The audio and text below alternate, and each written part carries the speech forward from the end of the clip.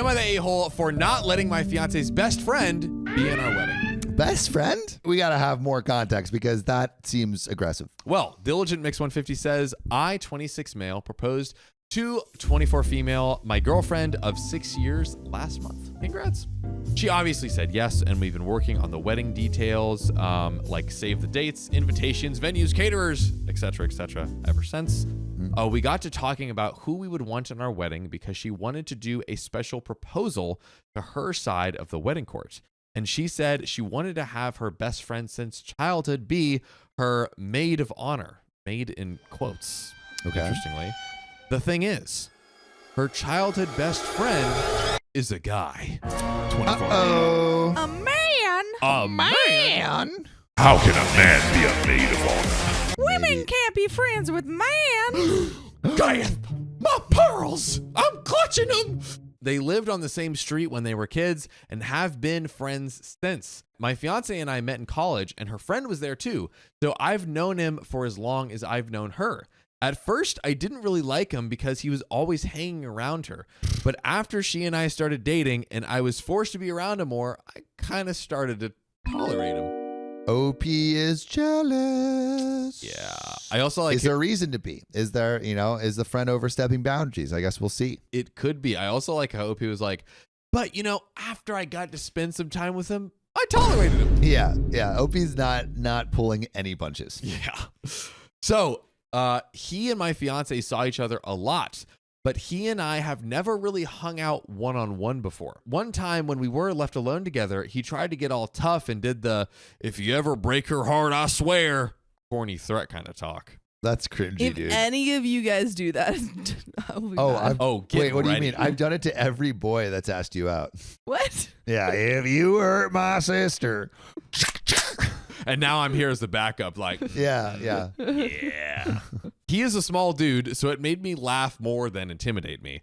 After that, I got the feeling this was a situation where he liked her, but she didn't know. With zero context, everyone watching right now, do you think that's the case? I think it could be, but I think I need more context. Although that whole if you ever hurt her is definitely a vote towards that being the conclusion. I have a suspicion that My is- suspicions are raised, but I think that's not conclusive evidence. Caro says, my best friend since the childhood wasn't a man when we started our friendship. So does that count? Can it be my man of honor? I mean, I guess it is your wedding, so you can kind of choose whatever the frick you want. Yeah. But- Wormy says, I feel like that talk is normal for friends to say. I think it's whack. Yeah. Unless it's like told jokingly. I don't think it's a red flag, but I think it's just like I don't think I would say that. I asked my fiance if she and him have ever had feelings for each other, and she said no. No. All is good.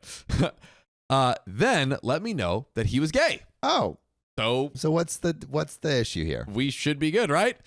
I'm not homophobic or anything. Oh God. Said all not homophobic people ever. Famous last words.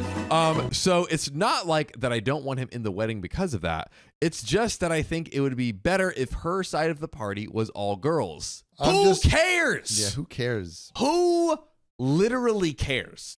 Your wedding can be literally anything you want. If you want to bobsled down the aisle wearing a red dress of flames flying into a cake, who cares? My friend went to a wedding that was a Burning Man wedding, and there was a Thunderdome where everyone attacked each other with swords, and the wedding cake was cut with a authentic samurai sword from like the 1600s. I want a Lord of the Rings sword for my wedding. Everyone should be allowed to do what they want for the wedding. That doesn't mean the people will necessarily enjoy it or like be down with it necessarily, but you love them. Yeah. You love them, so you go and you put on your elf ears and you put on your Mad And you Max go with the outfits flow. and you go in the Thunderdome. I think we're getting a little stink. Mhm. Smelling a little stink. I'm smelling it. I'm smelling stink. She and him already did everything together. Not including him in our wedding wouldn't hurt their friendship. It's getting worse. It's her best friend, you dingbat. He's literally gay. It's like I would understand if like he was straight and he was insecure and had feelings and was acting on them. Yes. If that was true, then I would be like, oh, I feel a little uncomfortable. Like or at least I could understand that. But you're not walking on any concrete evidence here. Literally. What are we doing? He's doing dumb things. He's a big old dummy. And also that last sentence of like, I mean, they're already best friends, so if he's not in the wedding, it's no big deal. It would be like, it is a big deal. It's a huge deal, and the fact that you can't see that or respect your fiance's wishes is Pre-divorce. But back to the story. I told her that, and lo and behold, she got defensive. Wouldn't you know it? Oh, defensive. How dare she? Oh, wait a second. How dare she? Get ready for this, Sam. Is your seatbelt buckled? Unlike Riley, get ready. Oh, yeah, Riley never buckles his seatbelt. It's true. It's a problem. Taking shots. He's back in the room. Yeah. I told her, and she got defensive, saying that if I could have a girl on my side of the party, the girl being my older sister who practically raised me, she could have a guy. OP is literally doing the same thing. And because his reason is like, I'm not homophobic. I don't think he's going to make a move on you. I just think it's weird to have a guy on the girls' bridal party. You have a girl in your groom's party. At least if you're going to be an idiot, at least be a consistent idiot. Yeah. I love a consistent idiot. Or I'd rather have a consistent idiot than a hypocrite. Bingo. Yeah. Stand your ground. Stand your ground. All right. This is Florida, gosh darn. But I said that it was a different circumstance and that I wouldn't allow her best friend to be her man of honor. This is not up for debate. You are barred. Also, welcome to a little taste of what being married to me will be like. What? You are just barred from doing anything. Like, OP's given a little taste. I thought you were saying this is what it's like being married to you, Samuel. Don. I'm like, that's what I thought too. I was like, oh. I was so confused. No, I'm saying him. Also, here's a little taste of what it's like to be married to this guy. If you want a little teaser trailer to be married to this guy right here, just check this story out. Call 1-800, my number. I'll pick up. But getting back to it, she got really mad and said it was her wedding too. Dude, honestly, what is she thinking? Insane. What a control freak. Yeah, exactly. What a freaking classic bridezilla over here. Hashtag bridezilla. Hashtag bridezilla over here. I'm getting married to a bridezilla. You guys couldn't believe what I'm dealing with over here. She got really mad, said it was her wedding too, and then stormed out. I got a text from her sister a few hours later saying she had gone to her parents and told them what I had said. Good! They thought I was being an a-hole because I never liked her friend and am threatened by him. I have tried to talk to my fiancée since she left, but she hasn't returned my calls or texts. I really love her and I don't want to lose her. I just don't want her best friend to be part of our day. Am I the a-hole? And we have an edit and other things coming up. But guys, what do we think here? Okay. My question is, did OP reread what he wrote? Because this is so obvious that he's the a-hole. And it always baffles me when someone writes something like, am I the a-hole? And it's just so clear that they are the a-hole. And in writing it, they didn't figure it out themselves. Right? They're like, yeah, he's gay and he's never had any interest, and I have but I just don't like him. Yeah, I feel like I just don't like him. Yeah, fucking guy.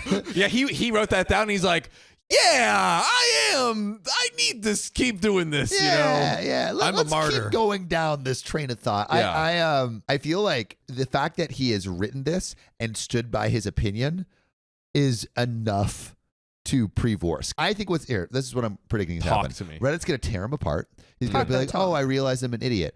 But all of these things that he's saying are reflective of this ancient misogynist point of view where he's in control and things aren't up for debate. And I think this is a glimpse into what being married to him is going to be like. Not being married to me, being married to him. I think this is symbolic of what it's going to look like down the line. And for that reason, divorce. 100%. Interestingly, our members, by the way, are the ones who do these polls on these episodes. Only 84% on divorce. Yeah. I'm surprised. I thought it would be more. Yeah, Members. 84%. I think divorce. But question, another poll. Do you think he's going to realize the error of his ways? I think he is. I think he is just because it's so crazy. I haven't read the edit, but I just kind of he's listing some points out. Bro, it does look like Bro is fighting for his life, but I have hope. I have hope. Brozilla from skull emoji. Skull, Honestly, skull. we need to make I feel like if this show made Brozilla a thing, that would be incredible. Brozilla is great. Brozilla is fantastic. Yeah. Skull emoji, Thank who are you. you? Because that's You're great. giving us brilliant Who are ideas. Yeah, Who are you? Who are you? But we have an edit, ladies and gentlemen. It's come to my attention in a previous comment I made. I have created the world's thinnest argument. Is OP realizing the error of their ways? Let's I think find so. out. I said that my fiance was unwilling to compromise on things such as the groomsmen's neck pieces and blazers. And as such, I was in the right to be unwilling to compromise about her best friend. That's completely different. One of these things, it's not like the other, my friend. I stated in a few other posts that there were other things she didn't want to compromise on, and someone suggested I make a list, so here it is. He's just going to look worse. This edit, God. man, he's not getting it yet. He's still not getting it.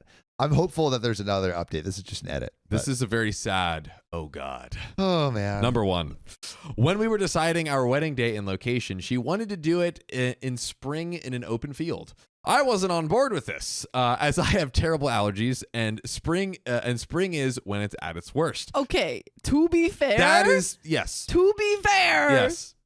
I feel that. I will give him some, because it could have been like, hey, could we do it in a different season or like a different Or location where inside, there isn't as many allergens or something. That's fair. She shot down any alternative I gave, alternatives being things done closer to summer or in summer, which is fair, and said it was spring or nothing, so we went spring. Number two, instead of going with a DJ like I suggested, who could play a mix of her favorite, my favorite, and general upbeat dance music, she said she really wanted a live band that specialized in her favorite genre. I asked if we could have a DJ. I asked if we could give the DJ a longer list of her songs in her favorite genre and tell him to pick from the list, but she said no and that a live band was going to be better, so we went with the live band. To be fair, a live band is better than a DJ. Live band is pretty freaking fire. I don't know, but I feel like someone in the band could maybe stay behind and after the performance just play other songs. That seems doable. Number three, in my culture, there's a few traditional wedding ceremonies that I wanted us to partake in. Some included a kind of parade that leads the groom and his family to the bride's house where they present her and her family with gifts, a hair cutting ceremony. I made sure to tell her that her actual hair would not be cut. And finally, a knot tying ceremony where the guests wish us a long, happy marriage. Sounds kind of fun. She wanted absolutely nothing to do with these ceremonies and said that they would be too much time and effort since it would be like having two weddings. I tried fighting for these more than the others, but she was firm on doing things traditionally. Number four, she wanted the groomsmen to wear bow ties and blazers, even though I wanted the look of the necktie and no blazer. Number five, final one. She changed the color scheme from the original agreed upon black, gold, maroon, and forest green to pink, or I think it was rose, yellow, white, and pastel blue, because the decorations would look better in the field. When I said we already printed invitations with the previous colors on them, she said we could throw these out and get reprints. We have some relevant comments, but I want to talk to Sam, Sophia, and Riley and our relevant comments here with a question. Do we think they're both kind of being the a-hole, but maybe OP is more heavily Yeah, the so a-hole? I think the one that stuck out to me where she was the biggest a-hole is not letting him have some of his culture's wedding ceremonies. Yeah. That feels pretty harsh. Pinky to Slayer said that as well. Yeah, I feel like In the that is an a-hole move, but I think everyone's an a-hole. I there. think, yeah. I That's think true. everyone's an a-hole. They're perfect for each other. But to be yeah, right. To add some nuance to this, I feel like his stuff is even more egregious, and he's trying to use all of this as a bargaining chip to be Yeah.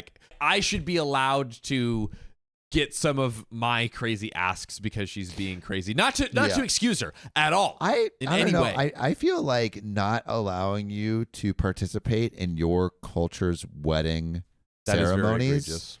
I feel is near the best friend thing, because that's essentially saying you cannot present your culture in front of me or your family, which is kind of stamping out your identity in the same way banning a friend that's very important to you would be. You, sir, just made a fire-ass point. I still think the OP is a little bit worse, but I think like they're more equal a-holes. Still, my thing stands. Pre-divorce. Or hear me out here. All right. Take a seat, ladies and gentlemen.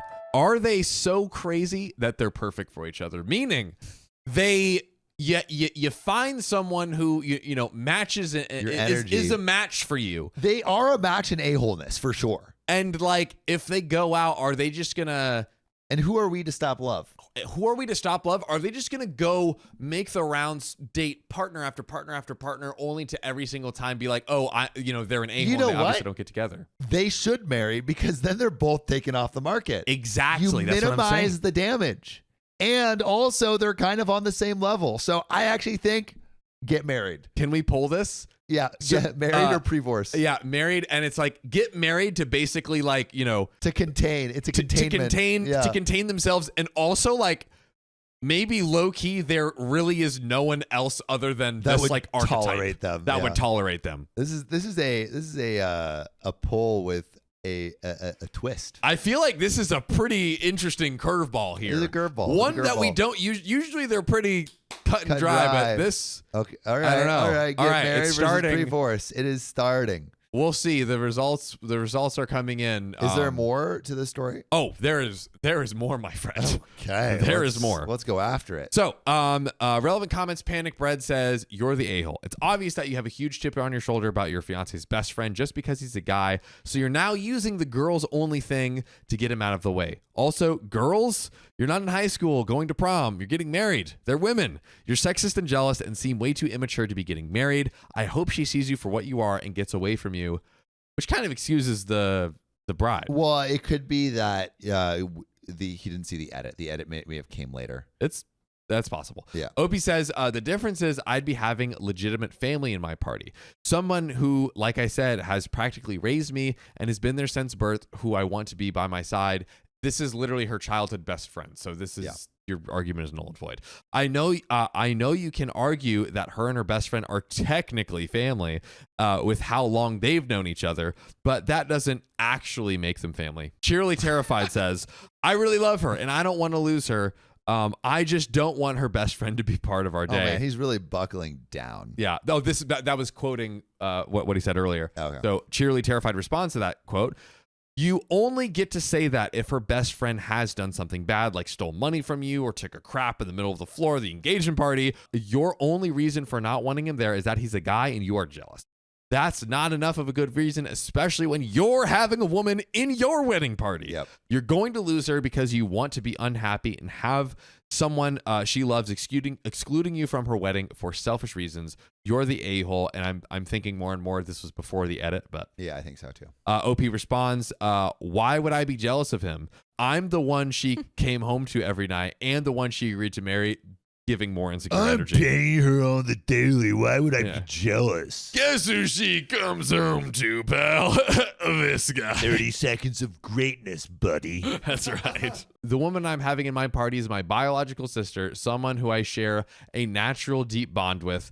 It's not like I said he can't come to the wedding period, which you like basically did earlier. Like, what are we talking about? Songs of Insanity says, I wanted to give you the benefit of the doubt, but the more I read, the more confident I became of my opinion. You're the a-hole. No matter how I read this, you came off as someone threatened by the fact that your fiance has a close, lifelong relationship with a man who has never had romantic feelings for her, gay or not, who, by your own admission, you don't even find physically threatening. So what is there to be threatened by? Simple Status 15 says, he gets worse with every response. A-hole. OP responds to that. I'm not threatened by him. Once again, just this guy's an idiot.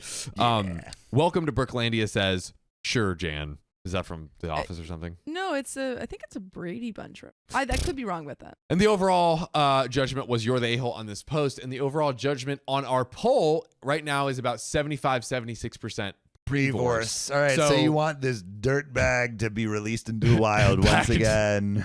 Wreaking havoc amongst the poor single folks out there just trying to find their love. What? Ladies and gentlemen, that's the end of this poll, but not the end of the story. Oh, go ahead, Riley. Okay. Producer Riley. question for Sam. When it comes this is gonna be a terrible question. When it comes to new rules in relationships, if a couple is about to get married and they write Reddit post, should they read it, like be known, hey, I made a Reddit post about this, you need to read this, so they kind of get a good vibe of the person? So do I think that all Reddit posts someone makes should be put into evidence before getting married? So like you propose and they're like, hey, excited to get married for you. You have to read all my Reddit posts first. No, well, maybe not all Reddit posts, but like something this big. Like read this post, like scandalous, almost like a company might go read through all your texts. Background check. Yeah, background check. There we go. That's a better example. I think it would be helpful. It would be a very interesting insight to my future wife. If you want to marry me, you have to watch every episode of OK Storytime. 10,000 hours of content. You have to sit there and listen to it straight for however long 10,000 hours is. You have to do that. Maybe my future wife is watching right now. It is highly possible. But guys, we hope. We have more of the story. We got an update. I think that's where we were at. So I, 24 female. Oh, wait a second. Oh, you know what time it is? This is reverse time. The other side of the coin. So we are now going to read from the perspective of the bride. These are literally my favorite. This feels like a Christmas miracle. Sophia has outdone herself yet again. Shout out Sophia for finding this story. W's in the chat. Worm Queen. That's right. All right. So from the bride's perspective, I, 24 female, was recently engaged to my 26 male fiance after 6 years together. Recently engaged. Okay. We got into a fight a couple of days ago because he wouldn't let me ask my guy best friend, 24 male, who I've known since we were kids, to be my man of honor. I ended up walking out and went to stay with my parents for a few days. I told them what happened and they agreed that he was way out of line. I went back earlier today after I thought he had enough time to calm down, and when I came home, he looked like he was glad to see me. Okay. He apologized for stepping out of line, and I said it was fine and that we still had time to ask my friend to be in the wedding. He kind of looked down and said that we should just call everything off. The whole wedding, call it off. Oh my goodness. I wasn't expecting that. Oh my God. This really surprised me, and I immediately said no. No, like Nope. We're not calling it off? No. I am forcing you to marry me. Why are you grabbing on to this prolapsed anus of a man? I think I hate everyone in this story. Yeah. That's what I'm doesn't make beginning sense. to feel. That's what I'm beginning to feel.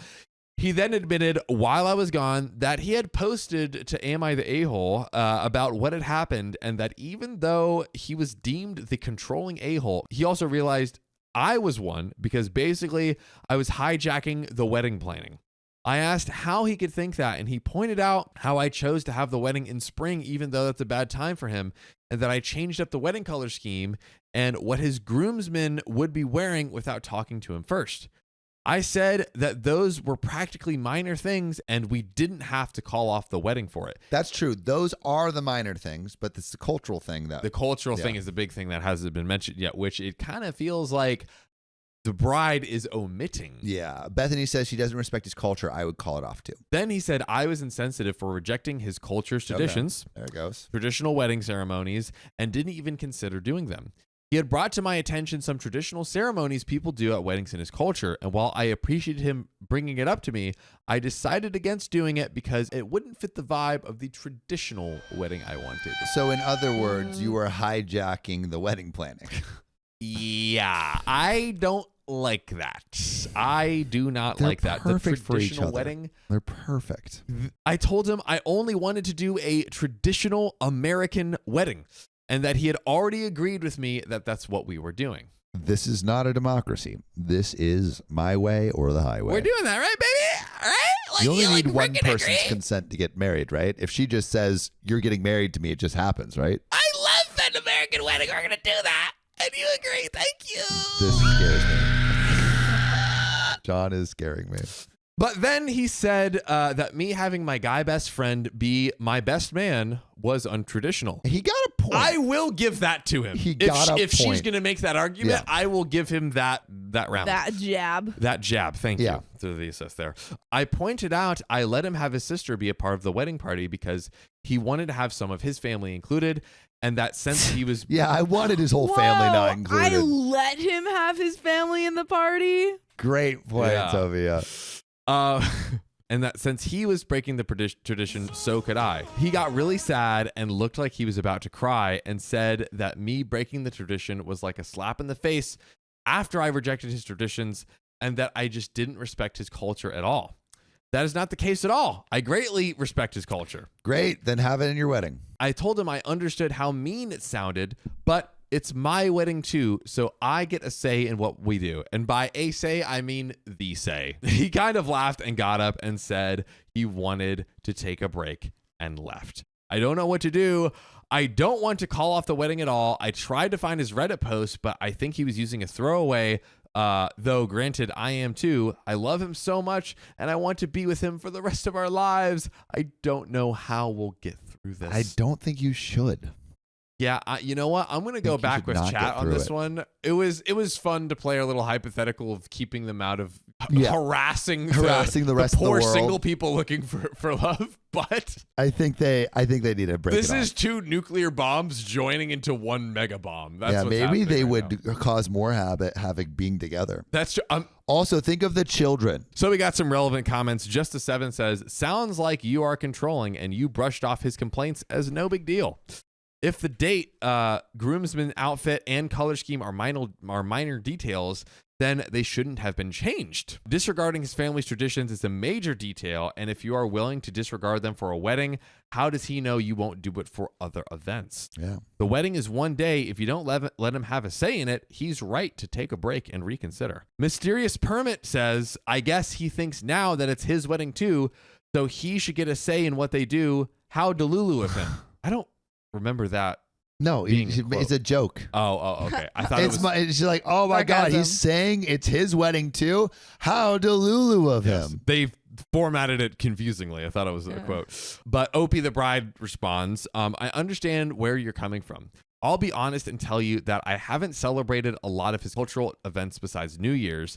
He's Cambodian and they celebrate their New Year's in April, I believe. He and his family had a falling out after he started dating me. His family didn't approve of a foreigner, and only recently have they reconnected. His sister, though, was different. She didn't care that I was American, and she stuck by his side as his only family member. I guess I disregarded the traditions in the first place because he never immersed me in his culture enough because he kind of cut ties with that side of himself. I feel like you should be taking up some of that. You should be like actively trying to immerse yourself. He shouldn't have to do it for And you. also, I think it's like I've had a couple friends that felt like they were culturally repressed, and then they want to dive back into it when they're a little bit older and really embrace it.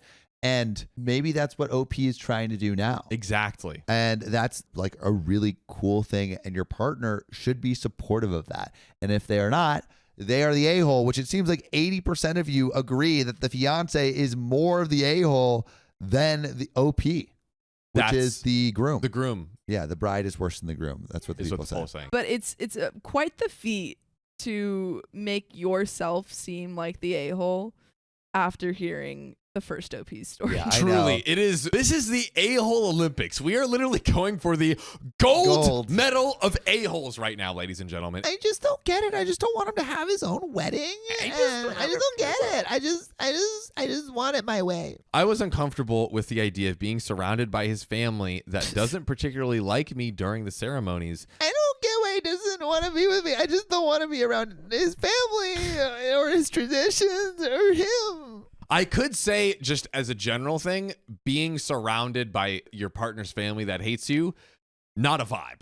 In general. Fair. As both his parents and my parents would be involved, I didn't want to feel like an outsider on our wedding day. So maybe that goes back to the comment before. She's like, oh, I let you have, like your sister as a family member in it. Yeah. 30 Ninjas in my bag says he doesn't want to feel like an outsider at his wedding either.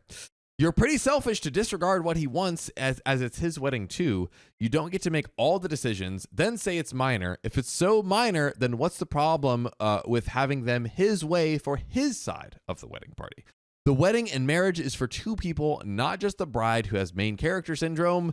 Have you made the effort with his parents to get to know them, etc.? This could have been your chance to find out about his culture and family, but you chose not to.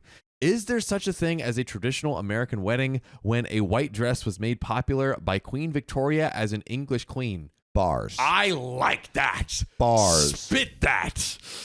You sound controlling and petty, and now you get to live with the consequences of being demanding and brushing off his wants for the wedding. Elephants Gerald says, great username. That's pretty good. That's funny. When I first started reading this, I was on your side, and by the end, not at all. It seems to me like he tried to veto your ideas the same way you vetoed his. Honest question, why should he compromise his traditional values if you won't compromise your non-traditional ones? And Chicago K8 says, I think your ex is right. You haven't considered his preferences, and in fact, you minimize his requests by calling them practically minor and aren't respecting his cultural traditions. It sounds like you're more interested in a wedding than an actual relationship in a marriage. Facts. You just want a wedding. And I bet you she's going to be like, but it was my dream wedding since it was a kid. And I wanted my fairy tale wedding. It's what I wanted. I want it. I want it right now. OP, of course, I'm interested in the wedding. I've been dreaming of my own since I was a child. Honestly, the Reddit whisperer strikes again. I'm not going to lie. I'm not going to lie. Dude, this guy is on fire today, ladies and gentlemen. Did he read ahead?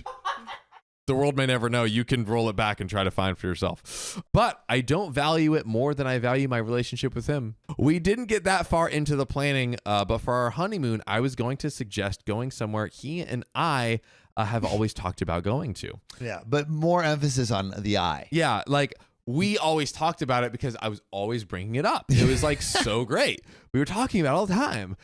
We would have eventually gotten to a place where more of his ideas would be accepted. Eventually. Yeah. Eventually in our relationship, I would have let him do something. Yeah, like when he's on his deathbed, he can choose the song he dies to. Yeah. Wow. But only if it's in my playlist. So but only if it's a live band, of course. Yeah. No DJ, please.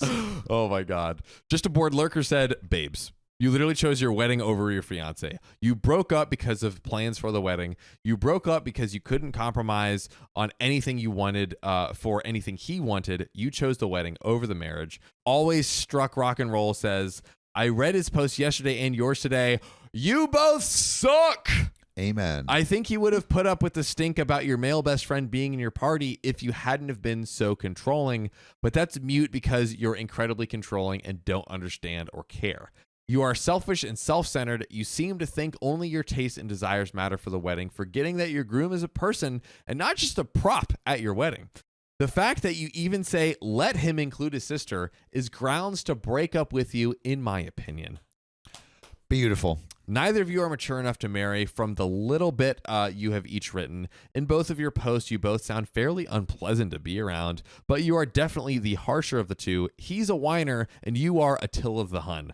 Both of you need to grow, just laying into him right now. Both of you need to grow up and learn what's actually important in life, how to grow together. Don't get married. Mature first. Mic drop. Ooh, that is some Phone heat drop. coming from that last comment there. And honestly, heat I agree with. But I have a question. I mean, I think we can both agree that they are all the a-holes. But if it comes down to a decision between a bride or a groom, does the bride's opinion matter more? In general, like in a wedding? In general. Carol Castle says, I think Western weddings are too bride-centric, which I think they are very bride-centric, true. I would say. But I want to hear from y'all. So if you want to come on stage and give your opinion on what you think, and also if anyone has any horror stories about wedding planning too, I would love to hear those. So put your little tendrils into Riley's Discord and we'll bring you up on stage. But Riley, question for you. If your wife was like, I want you to wear these tuxedos because I think they will be most fashionable. That one doesn't really work. But what are the other? List out the other options, anyways. And basically wants to plan, like she wants to take over planning of your wedding. Would you let her? Well, traditionally, from what I know, I could be very wrong. The person that pays for the majority of the wedding is the daughter's family. So I would say they have more of a say because they're paying for more of it. And of course, if she tells me to do something fashion-wise, I'm going to wear it. Duh. But yeah, that's what I think. But it is a compromise, and there should both be, both are people. You both have similar interests, hopefully, and you can have that in the wedding. But I do think it leans more in the bride's favor when it comes to that day. Yeah, I think like we said a second ago, like Western American weddings are traditionally like more bride centric, and at the end of the day, it kind of depends on the couple. Maybe I'm sure there's couples where the guy is like, oh, I have these like specific ideas, and the bride is kind of like, I just want to have a fun day and get married, and I'm sure that happens. I want to have a lit day. I want to paraglide from a plane with my wife onto a burning, flaming disc. I want my wedding to be weird. That's the goal. Oh, yeah. And everyone has to be naked. I feel like generally speaking, I feel like both people probably have like a few like big picture items. For instance, me and my girlfriend have always talked about doing 2 weddings.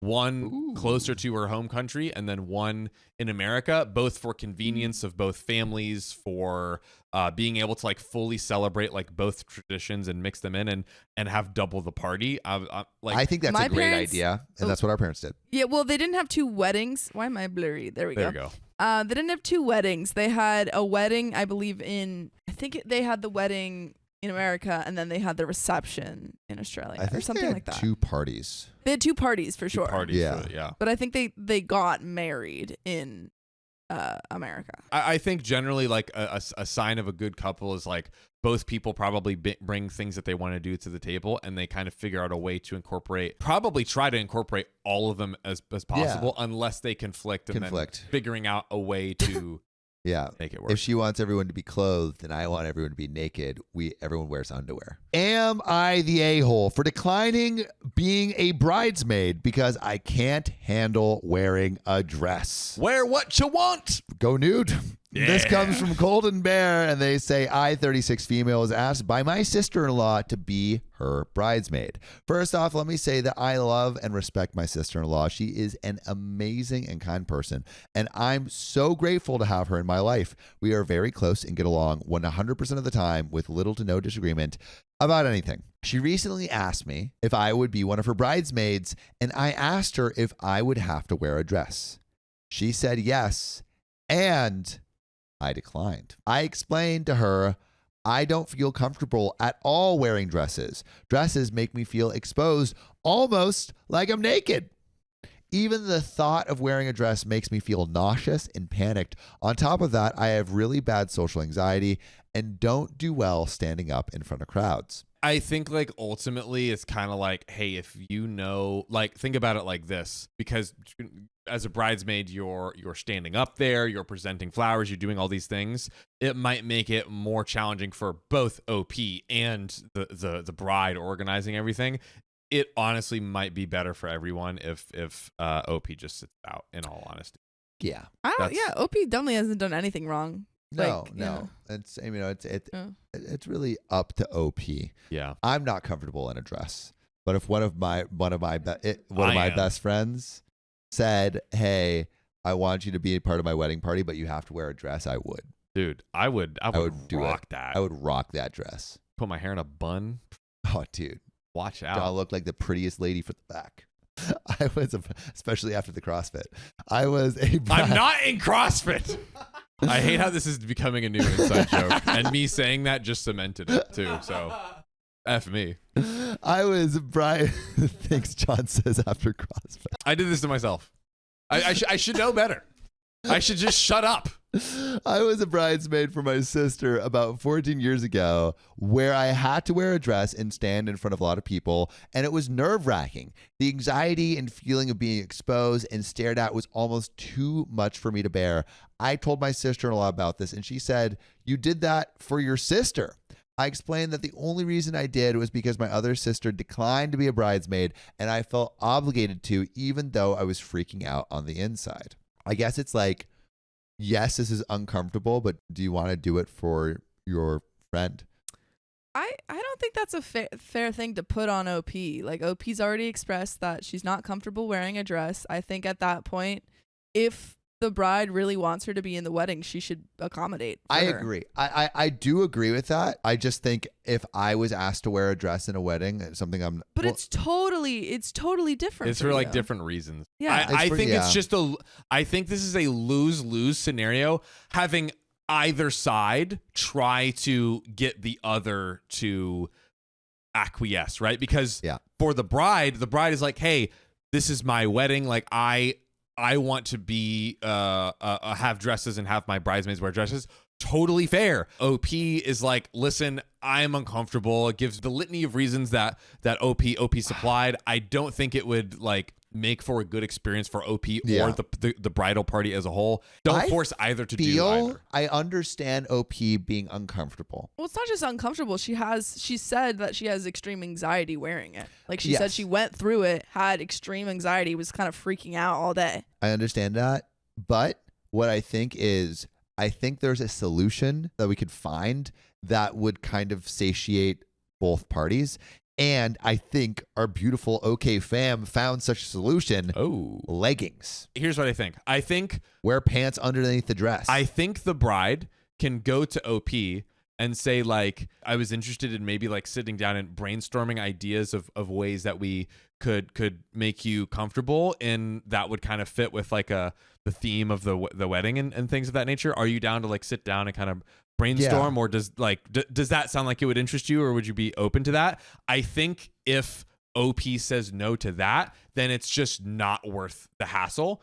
But if on the other hand, if OP says, yes, actually, let's come together, let's brainstorm, let's see if we can find a solution, and that is a solution that makes OP feel good, then great. It sounds like OP is fine if she doesn't have to wear a dress. So it's just like, let's find a solution where you don't feel naked. What I'm seeing is this could be a situation where it just might be not worth the diving down the rabbit hole for the bride to try to. Well, it could be. It totally could be. I think you. But it also sounds like it's one of her best friends. It's like which is fair. Like maybe she really was there. I think it's a great idea to ask her to come to the table, and if like that's something she'd be open to. And I think if OP responds enthusiastically, then like, great, like come to the table, see if we can figure out, and maybe that's what happens. So my sister-in-law has offered all kinds of bridesmaids attire ideas, like wearing leather jackets, but all the ideas she has are dresses, and I really don't feel comfortable at all wearing one. The only times I've ever worn a dress was when I was around the ages of 5 or 6 for a picture day at school prom, which I was forced to go to with my friend because my boyfriend felt bad for him not having a date to go with, and my sister's wedding. Wait, she was around the ages of 5 to 6? When she was picture day of school, then prom is like three separate situations. Sorry. For even more context, I'm not a girly girl, never have been. As a child, I played with Barbies, Batman, and Ninja Turtles. Where most girls wanted to dress up as princesses for Halloween, I wanted to be Batman and Donatello. I've always had mostly guy friends because I just feel I can relate more to guys and girls. I've always had dude sense of humor, dark, fart, and dick jokes. I don't paint my nails and dress up in girly outfits. I rarely even wear makeup those days. I mostly wear t-shirts, leggings, and hoodies because I feel most comfortable in that. I know it's hard for my sister-in-law to understand because she is stunningly beautiful and wears dresses all the time, and she feels good wearing that kind of stuff. When I wear a dress, I just feel naked and anxious. Oh, sorry. Really quick, I just wanted to point out Bean Beanington. This is what I'm thinking. They said, as a trans person, I smell dysphoria. This might be a person who is trans or like going through that realization. And that's why they don't want to wear a dress, because it makes them dysphoric. Potentially. But this is a potential. This is but not, I we don't know anything about the story, but just based off that, it sounds like that could be a potentially, possibility. but I feel like we don't have enough context to really. Well, also I could see they're like often in these stories there's like a big plot twist that we didn't see coming, and maybe that's in the end. I know her wedding day is her day and it's not about me, and I feel really bad for declining her offer to be her bridesmaid. At the same time, I don't feel like I should have to put myself in a position that makes me feel exposed and on the verge of tears and vomiting. Am I the a-hole? And there is an edit and some relevant comments. And the edit is juicy. It's thick. Ooh. But John, what do you think? Is OP the a-hole? No, I don't think OP is the a-hole. I feel like at this point, it seemed like kind of at the beginning of the most recent part we read, that was their kind of like coming to the table, and she's like, oh, I have like 5 or 6. I have a few like dress ideas, but I do want like of all of the options I have, I do want every single one of them to have all of the bridesmaids and dresses. And then OP was like, yeah, I'm not feeling that. It kind of seems like they had their come to the table moment. I just don't know if it's the juice is worth the squeeze here. Yeah. I mean, at this point, I definitely don't think OP is an a-hole. Yeah, for sure. I mean, it's like she's dealing with social anxiety. It's hard for her to be even in front of people. I don't feel like there's been, if it's truly about the dress, I don't feel like there's been enough exploration of other options to make OP uncomfortable. But if it's not actually about the dress and it's about something else, then we should express that.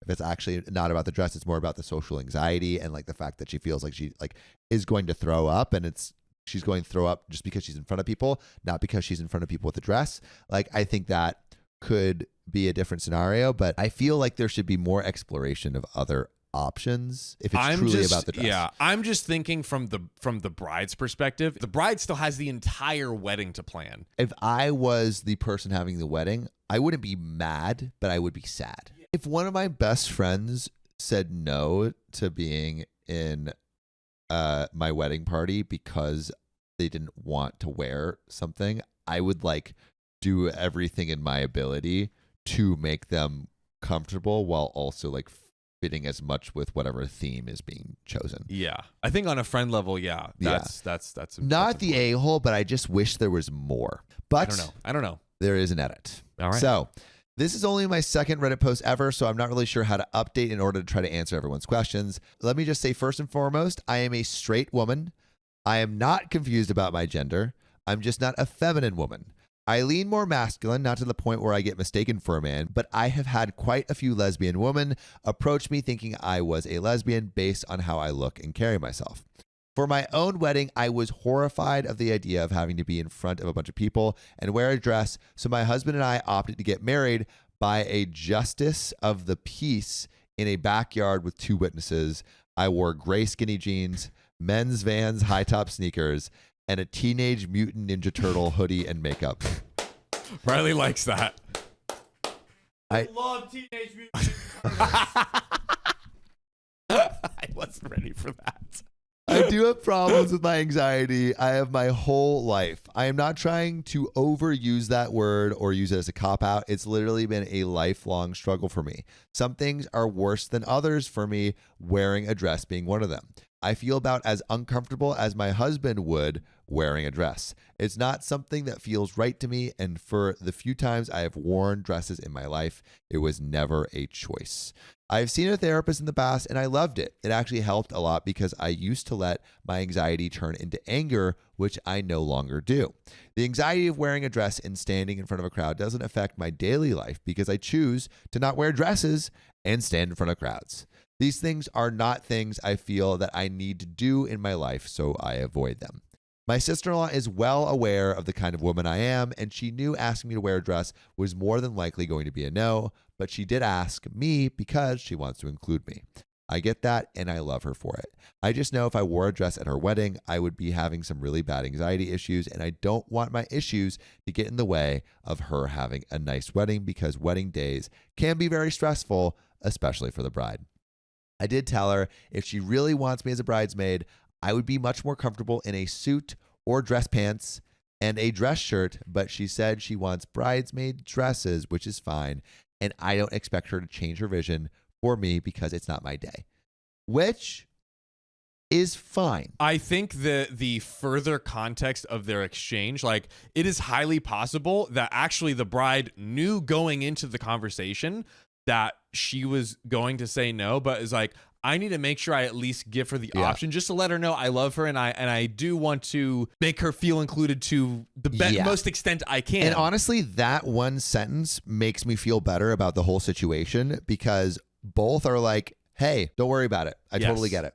And I think that is a sign of people that know themselves and know the other party. Yeah. Totally. So good additional context. That is great additional context. Yes. I feel much better about it now. That's why I declined her offer to be a bridesmaid. She has since continued to try to get me to agree to wear a dress, and I have continued to tell her it makes me uncomfortable. She hasn't been mean about it or anything. She's just very set on it. I have offered to make her a bouquet and help decorate her wedding, and I'm most definitely going to be attending as a guest. I'm more than likely just going to buy some black slacks, a simple dress top, and some black dress shoes to wear to her wedding. Still formal, just not super feminine. Also, the last few paragraphs were just to describe my personality for reference. I'm not really good at writing and my wording sucks. I just don't think I'm special by any means. I'm not someone that likes to draw attention to myself. Quite the opposite. I like to disappear in the background. Even at family gatherings, I tend to duck off by myself or by my husband. I just feel more comfortable that way. My husband's family are amazing, caring people. It took me a long time to get comfortable around them, but when I did, it felt so good. They actually opened my eyes to what a loving, supportive family looks like. They also know I struggle with anxiety and self-worth, and they love me through it. I'm so grateful to them for that. I guess that's why I also feel guilty for having the struggle. And there is one relevant comment to close it out. SW Barnes 2 says, I guess the first question is this anxiety stopping you from doing something you really want to do? If it is, then you should seek therapy to give you the tools to be able to do what you want. But if you are thinking, ugh, I really don't want to do this, and even if therapy made me able to do it, I still wouldn't want to, then just decline. I think like the general piece of advice is you can set your own boundaries and do what you want, and people should respect that. Yeah. I think that's fine. I think the other thing is if you have crippling anxiety, take steps to make the world a easier place to navigate so you can do anything that you want to do. Yeah. I do think OP did make a point on like I think OP was like, hey, I did work with this with a therapist. I did open up to my husband's family, which is like signs of growth on the social anxiety that she would need, like kind of, it just happens in everyday life. It's like hard to avoid. And then she was like on the dress and standing in front of people specifically. Those are two specific things that like I don't deem as like really necessary. And like the same way if someone was like really terrified of like going really fast in a car, for example, you could be like, hey, I could do this challenge of like, I'm going to conquer my fear. I'm going to go to on a racetrack. I'm going to learn and like conquer this fear as like a challenge or like overcoming something, which is great. Or you could be like, there is literally no reason for me to go 175 miles per hour in a car. If I want to be safe. Yeah. There's literally no reason for it and you don't need it in your everyday life. So if not, then that's fine too. I thought that was also a good distinction, and also OP mentioning like, hey, there are other areas where I've like grown and like with good people in therapy which is great. But what do you think about OP dipping out of the wedding for this reason, for not wanting to wear a dress? Is there anything you think OP should have done differently? Is there anything that you think that the bride-to-be should do differently? Let us know in the comments below. You know what else we love? This next story. Let's get into it. My girlfriend of 12 years said no when I proposed to her. Ouch. 12 years. 12 years. My girlfriend and I started dating when she was 20 and I was 22. Despite having been a couple for many years, we do not live together. I spend a lot of time in her apartment and sleep there most of the time. She mentioned marriage after 2 years we started dating, but then she stopped. No more marriage talk. Where'd it go? A week ago, I proposed to her. I bought her a ring and I made her a romantic dinner. But then she said that she did not want to marry me. Why? Ouch. That she preferred our relationship to continue as it was before. Let's continue. Let's keep. If it ain't broke, don't fix it. Yeah. It ain't broke. Don't fix it. I mean, Don't. Yeah. Don't fix it. She's got a point. Don't fix I'm it. not fixing it. I'm not fixing it. Good. I'm almost 35 and I want to marry her, live together, and start a family, but now I don't really know what her plans really are. That is so wild after 12 years. How do you not? I feel like if I'm dating a girl for a month, I know whether she wants kids. I know where she wants to like end up in terms of like her living situation. I know what time, like age she wants to get married. It didn't come up. This is 12 years. 12 Didn't years? come up. You don't know your girl. It just didn't come up. I don't really know if I should continue the relationship or just break up. It hurts me, but I really love her and I don't know what to do in this situation. Talk to her. What do I do? Talk to her about what you want your future to look like. I have these lips that create these sounds, but I'm not sure what to do with this power. Are you talking about queefing? Oh my gosh. What would be the best way to approach this delicate situation with my girlfriend, considering our differences about marriage and our future plans together? Sam, Riley, everyone in the comments. There is some relevant comments and an update that we got coming up here. But first, we got to break it down and help out OP. What's the best way to approach the situation? All right. Don't be an idiot. Don't be an idiot. First of all. Yeah. And talk to your partner. Like, yes. All right. I guess maybe he's like pulling from this one conversation they had 10 years ago about marriage and being like, I guess it's still the same now. But how do you not have another conversation about marriage leading up to the proposal? And also, how do you not know, like, do you want to, like, have you talked about having kids? At what time scale you want to have kids? Where you're going to live? Moving in together? Like, all of these things, I think, are things that you should be talked about before you propose. That's a year 13 thing. It's a year 13 thing. Yeah, I honestly don't know how you have avoided that. Truly. Like, It sounds like she was avoiding it. maybe, but how does it not come up like in 12 years of knowing each other? That is a fantastic question. It's like something happened somewhere along the line where the girlfriend didn't want to talk about it anymore. Because like after the 2-year mark, she did not mention it again. Because it might have been like, I keep mentioning it. I want you to do something about it. But it's kind of weird that they stopped talking about it for 10 years. Both of them stopped talking about it. Talk about it. Talk. Guys, what are we doing? On to some relevant comments. Soy Saucy says, y'all never talked about it in the 10 years you've been together after she brought it up in the beginning. That's what we've been saying. That's what we talking about. Big Asparagus 9383 says, you don't know what her plans are. You've been with her for 12 years and you don't know if she wants to get married. Man or have doesn't kids. listen. Literally. Or she's just mute. This is about to be a back-to-back of people just like asking why. Yeah. Eddieoff says, I love how his response for the same question was basically, well, like I said, 10 years ago, she said she wanted to get married, but then didn't mention it anymore. A decade. Lex Mosley says, this reminds me of a joke that most men can relate to. If I said I'll change the light bulb in the hallway, I will. Just stop reminding me every 6 months. It's annoying. We have an update where things might fall apart. We have an update? Oh, yeah, we have an update. Everything let's- might crumble to the ground. I hope he talks to this person. No. Talking is a statue. Talking is a 13-year thing. Maybe Statues it's until one of 13 those years. like body pillow things. And it's just like, yeah, she just never talks. Yeah. See, I told you. Yeah, she's just quiet little anime body pillow. I spoke to her last night. We had a long and somewhat awkward conversation. She said that before she really wanted to get married and that she didn't expect a ring after 2 years. She just wanted to talk about it at that time to plan for a better future. When she talked about marriage, I told her it wasn't the time. Still, she waited. But when she turned 28, she realized the ring was never going to arrive. And for context, they are currently 34 male, 32 female, together for 12 years. So 28, she just assumed the ring was never going to arrive. Yes.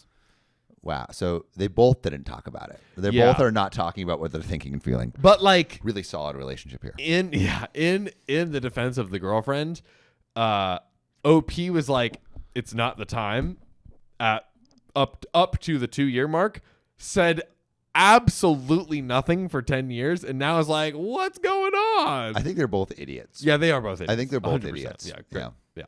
She said she no longer wanted to get married or live together. She appreciates her own space, and even though I spend time with her in her apartment, it is still her own space. So it seems like over time, she's basically like, hey, I've grown accustomed to having my own spot. After 12 years, I realized I don't want to have to share it all the time. And I've realized that it sounds like she just almost like doesn't believe in marriage anymore. Right. Yeah. Good job, Oki. Good job, OP. You've destroyed this girl's belief in marriage. Congrats, bro. Regarding children, she does want to have children, but even when the baby arrives, we will not live together. That's interesting. They won't live together. Separate. That's good. I mean, maybe just have separate rooms in the same house. Remote parenting. Have you ever heard of it? That I've never heard of this situation where someone is in an active relationship and they live separate. Get with the times, dude. Wild. I don't even know what else to tell you. Yeah. It would be like sharing custody and going out together as a family and still being Agreed. a couple. Yeah, it is weird. These people are wild. She also mentioned that she needed 6 months to a year for her body to detoxify from the contraceptive, but she will still consult her gynecologist. So is she saying, yeah, let me, like, it sounds like getting off the birth control or whatever, but yeah, let's start the process so we can have kids and live separately and remote parent. This is a lot of information. Wait, she in the same sentence, like in the same conversation, I don't want to get married. No, I don't want to live together ever. absolutely not. I want to have kids, Yes. and now. Yeah. Let's start the process now. That is insane. Let's get this train on the tracks.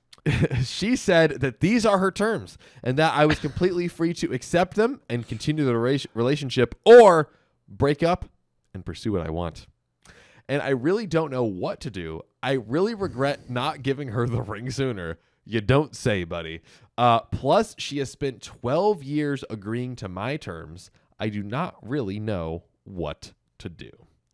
And we have some final relevant comments to close us out here. Do you agree with her terms? I mean, that's it, right? Do you agree or not agree? Yeah. Deal or no deal? Is there any compromise to be had? It doesn't sound like there's any compromise. Not Or I much guess room. the compromise is I've done your thing for 12 years. Let's do my thing. Let's do mine. Yeah, she's just like, you brought me to this point. Yeah. That's what it feels like. Wild. Which kind of, I don't think that's fair though, because they're just both idiots. They never talk they to should each have other. talked. She should have been at some point like, it sounds like she's hurt Yeah. that he never proposed to her, which is fair. Yeah. So But talk about Talk it. about Talk it. about it. Talk about Talk it. about it. Come on. But Jean's Moving these boxes all day. all day, Mom. My back is killing me. Do you know what that is?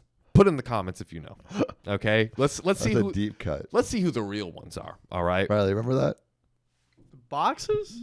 Wow. Too deep. Too deep. Oh. Too much of a deep cut. Riley doesn't even know, Too guys. I deep. don't. It's too deep of a cut for Riley, our We producer. haven't said that in so long. It's been I think we stopped saying that at the end of 2021, beginning of 2022. Wow. Long time Oh, ago. that's like when you guys were just getting started.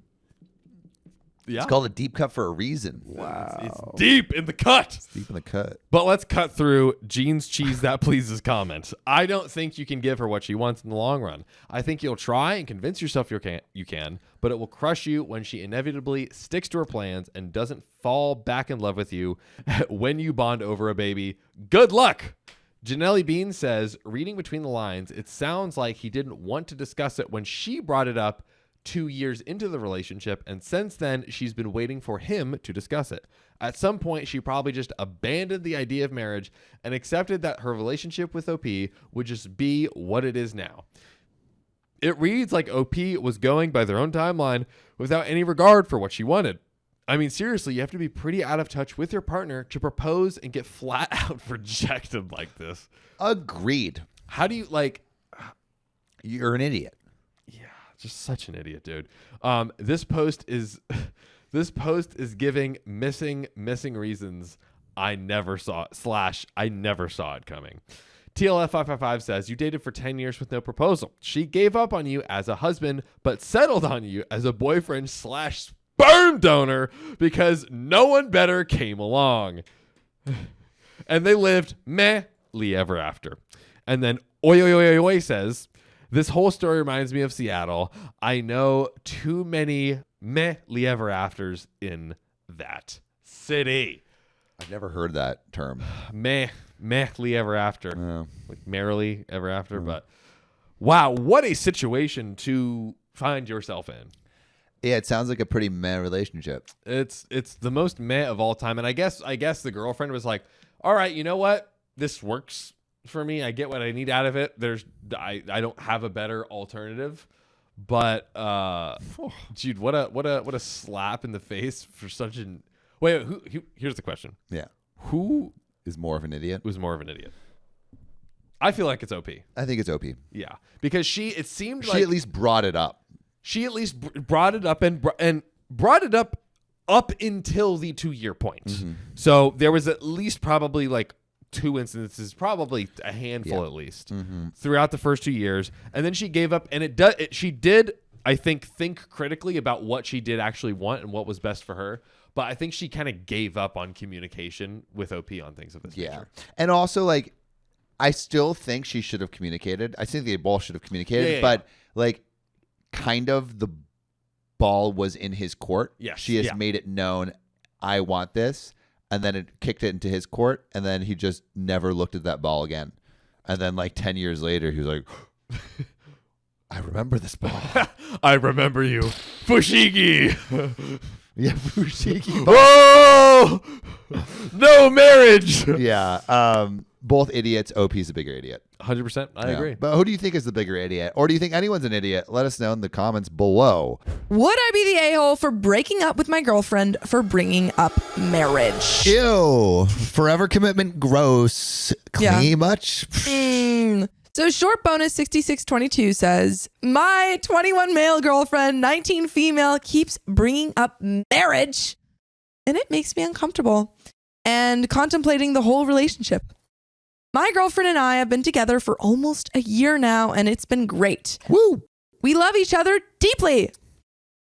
However, for the past 3 months, she's been talking a lot about getting married and has been dropping big hints, like sending me engagement ring ideas. Oh, that's a major hint. And TikToks of couples getting married after 2 years of dating. She's entering her sophomore year of college. That's young. Before spring. That's really... Oh, I forgot. He's 21 and she's 19. That's so early. Young. I would be terrified. Easy fix to this. What? Break up? Fake a marriage. Oh. What does that mean? He just wants a fake marriage. Be like, I can't marry you now, but I'll give you a pretend one. Oh, well, I guess they could be... Maybe she just wants to be engaged. I think she wants the whole ceremony and the attention. That's what I'm feeling. But a lot of people are like, I just want an engagement. Especially if he's not on board. That's way too young. If he's on a what? If he's not on board. Yeah, exactly. He's not ready. She's entering her sophomore year of college while I'm going into my senior year. I also would like to mention it's a long distance relationship. Maybe that's why she wants the marriage. She's like, I want to hold on to you. Oh, man. Just not healthy. Not a good idea. We live a whole hour and a half apart and go to school 4 hours away from each other. Long distance. Shut up. That's not. I'm sorry. I was seeing someone who was an hour and a half away. Same. That's not long distance. Long distance is like across the country, like on the other coast. Yeah. Would you say 3 hours in a different state? I'd say maybe like 3 hours. 3 hour drive. Yeah, 3 hour maybe drive is a long distance. Yeah. Yeah. We live a whole hour and a half apart and go to school 4 hours away from each other. Wait, how long are you driving in to school? Some people commute heavily. Damn. Recently, she told me that if we're not engaged by the end of her junior year, we're going to have a huge problem. And that we'll either be engaged or exes. Seems like you should be exes. Dude, this sucks. Yeah. This sucks. Break up. Break up. I don't break like up, this. Break up. I've tried to brush it off or laugh it off, but last week she brought it up again. This time, I told her we should wait until we're more financially stable and older so we can be more ready. She didn't really like that and accused me of making excuses and not wanting to marry her. He doesn't want to marry you right now. That's the whole point. I do want to get married eventually, but later in life. I'm not ready for marriage or any of that right now. I just turned 21, haven't graduated college, and haven't started my career yet. When she brings up the subject, it makes me question the whole relationship because everything feels like it's moving too fast, and I'm not ready for it. And also, if she wants to get married fast, she's probably also going to want to have kids fast. Oh my, yeah. And he's like, I just finished college. Give me a break. Give me a break. Oh, brother. Additionally, my family has a history of nasty divorces, which scares me. I need advice about the situation because every time she brings it up, I'm starting to question the relationship because I feel like I'm wasting my time and hers. P.S. She brought it up again while I was writing this, and there is an update. Just say I'm not ready. Yeah, and say, sorry, if you can't like handle that, I think it's better to cut off this relationship. Yeah. There has to be a way we can gamify the breakup thing because the way you did that so quick, Sam, you were like, break up. I wish we had like a balloon and we all have balloons. And whenever we're like ready to break up, we'd pop it. Or, I don't know. You have to something like that. take care of a Something like balloon. I like that. I like, yeah. Or like have a button. a breakup button. Yep. Break like, up. like kind of like Next. Jeopardy. Break up right now. Yeah. Yeah. And then everybody in the chat could put like a red circle whenever they're like Ready to break up. Yeah. Yeah. Chat would break up on the first line. Oh, yeah. I thought you meant like in real life. No. But Bethany says this lady is too pushy. They are not on the same page. You know where she should go? She should go to Provo, Utah. She would find a wife and husband like that. So true. So true. But there is an update. Let's hear it. Update. I started the conversation by asking directly, where do you see this relationship going? She said, I want to be married in 2 to 3 years. By the beginning of my senior year, we should be engaged. You know I've been very vocal about it. If you don't want that, I'd rather you say it now. But dude, if he doesn't want that and you break up, it's gonna You have take to start even, over. Yeah, you're gonna have to take even longer. Yeah. So Yeah. So maybe you should stay in this relationship. I knew she was going to say that. I responded by saying, you've been pretty clear. You mention it every day. I then proceeded to tell her straight up that I'm not going to be ready by then because we're so young and in college. Also, these next couple of years are going to be really big for us, and we don't know where the future is going to take us. You giving a whole ultimatum makes me question myself and if I really want to be with you. I feel like I'm wasting your time. She then tried to say, I understand that, but I don't want to be girlfriend for 10 years. And it's not an ultimatum. It's an example. I replied by saying, I get you don't want to, but I don't know how the future is going for us. And that's a big commitment. I can't give that to you when you want it. She then started crying and asked, what are you saying though? Say it ain't so. What are you saying though? I said, I love you and care for you, and I want to wait until we're older and out of college to even think of marriage. She asked, it feels like you're breaking up with me. I said, I'm not trying to, but if you keep pressuring or putting a time limit on me, that's what's going to happen. I want you to understand how I feel. Sounds like a So dramatic. yeah. It sounds like a kid that's never been told no in their life. Yeah. Princess Yikes. vibes. Yikes. Afterwards, she apologized and said, I don't mean to do those things. I just want you to understand how I feel about our relationship and about being a long-term girlfriend. I won't pressure you or put a time limit on you. I responded by saying, I understand how you feel, but I feel like it's unfair that you're giving me a whole ultimatum and we're so young and don't know what we're doing yet in our lives because we're in college. Agreed. And she's 19. Break up. I also said, I love you and I don't want to break up with you, but we just needed to have this conversation for the future. She then said, I'm so sorry. I promise I won't do it again. I love you so much too. I don't believe you. It's going to come back up. She's going to bring it up in a couple of weeks. 2 TikToks later. Dude, her TikTok page is fully just pointed at wanting to be married in a couple years. So she's going to send you more TikToks. More TikToks. She's like, oh, this is so funny. But shout out OP for setting a boundary. Yeah. I think OP's doing it right. The conversation did end there and she went to sleep.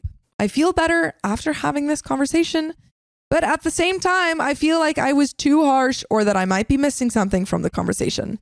I feel like this issue is not over and eventually we might have this problem again. Is there something I should have done differently? Please tell me.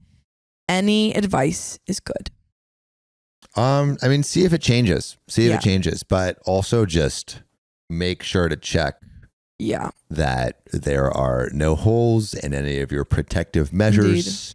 Indeed. That any birth control is being taken. Because my boy, you could get baby trapped with someone like this. Yikes. If you're not on the same page. Yikes. It seems like you're not. So be careful. Tread lightly, my friend. Ooh, boy. Pull out Good game. Point. Strengthen it. Good point. But yeah, that's the end of the story. Nice. So what's the real question, Sophia? The real question is, when do you give up on a relationship? So would we give up on this relationship? Yeah. Yeah. I feel like they actually had like a kind of breakthrough talk. Though. Okay, that's fair. I think if she brings it up again, then yeah. I think right now, it's seemingly she has, taken a minute, realized what she's done wrong. But I think if she brings it up again, then cut your losses. But I'm you're almost young. like, is she just saying this? That's what I think. So that's she why, can trap him. Yeah, no, that's what I'm worried. I'm worried that she is gonna trap. Yeah. Worried about the trap. I feel like I think what's more the red flag, even more than the trap, is that what she said, I just want to be married. Yeah. By like in 3 years. Yeah. It seems like she doesn't care who to. Yeah. That's a great point. So I feel like that's pretty wackadoodle. But I don't know. What would you do? Do you think you would break up? Do you think it's time to end the relationship? Jellybus says, I agree. She's just placating. Rara King says, if you have to keep mentioning marriage, then at that point it gets pushy and you shouldn't have to push someone into proposing to you. I've always felt that's weird AF. All Hail the Queen says, she seems kind of crazy. Bethany says she just wants to be married and this is super immature. I agree. Agreed. Yeah. I agree. But let us know what you think in the comments. We'd love to know more what you think. Am I the a-hole for not getting upset after I was uninvited to my friend's wedding? And this is all to answer the question, when is it okay to uninvite someone from your wedding? This first story comes from Grand Cell 1199. And they say, this happened over the weekend, but there's still so much tension. One of my good friends, Matthew, 26 male, is getting married next month to Jennifer, 26 female. I, 25 male, have known Matthew since high school. We both connected when it came to video games, especially Minecraft. Matthew's had his fair share of girlfriends over the years, but when he met Jennifer 3 years ago, he said that he knew she was the one, and they are madly in love with each other, and I am so happy for them. Both. They're gonna, dig a love so deep that no one can fill it with pixels. Blocks. No one can. Their love will not be fulfilled only by Minecraft, but physical unity as well. Yes. You know what I bet? What? I bet they play so much Minecraft that their beds are right next to each other and they both sleep at the same time right next to each other. Wow. They're married in Minecraft and in real life. That's beautiful. Yeah. I think it's pretty. He gave her a diamond sword before he gave her the diamond. Whoa. And then his sword. That's amazing. Because they waited until marriage. Last year, Matthew popped the question to Jennifer and she said yes. Then Jennifer's demeanor towards me drastically changed after the engagement. And just a reminder, I, 25 female. Ooh.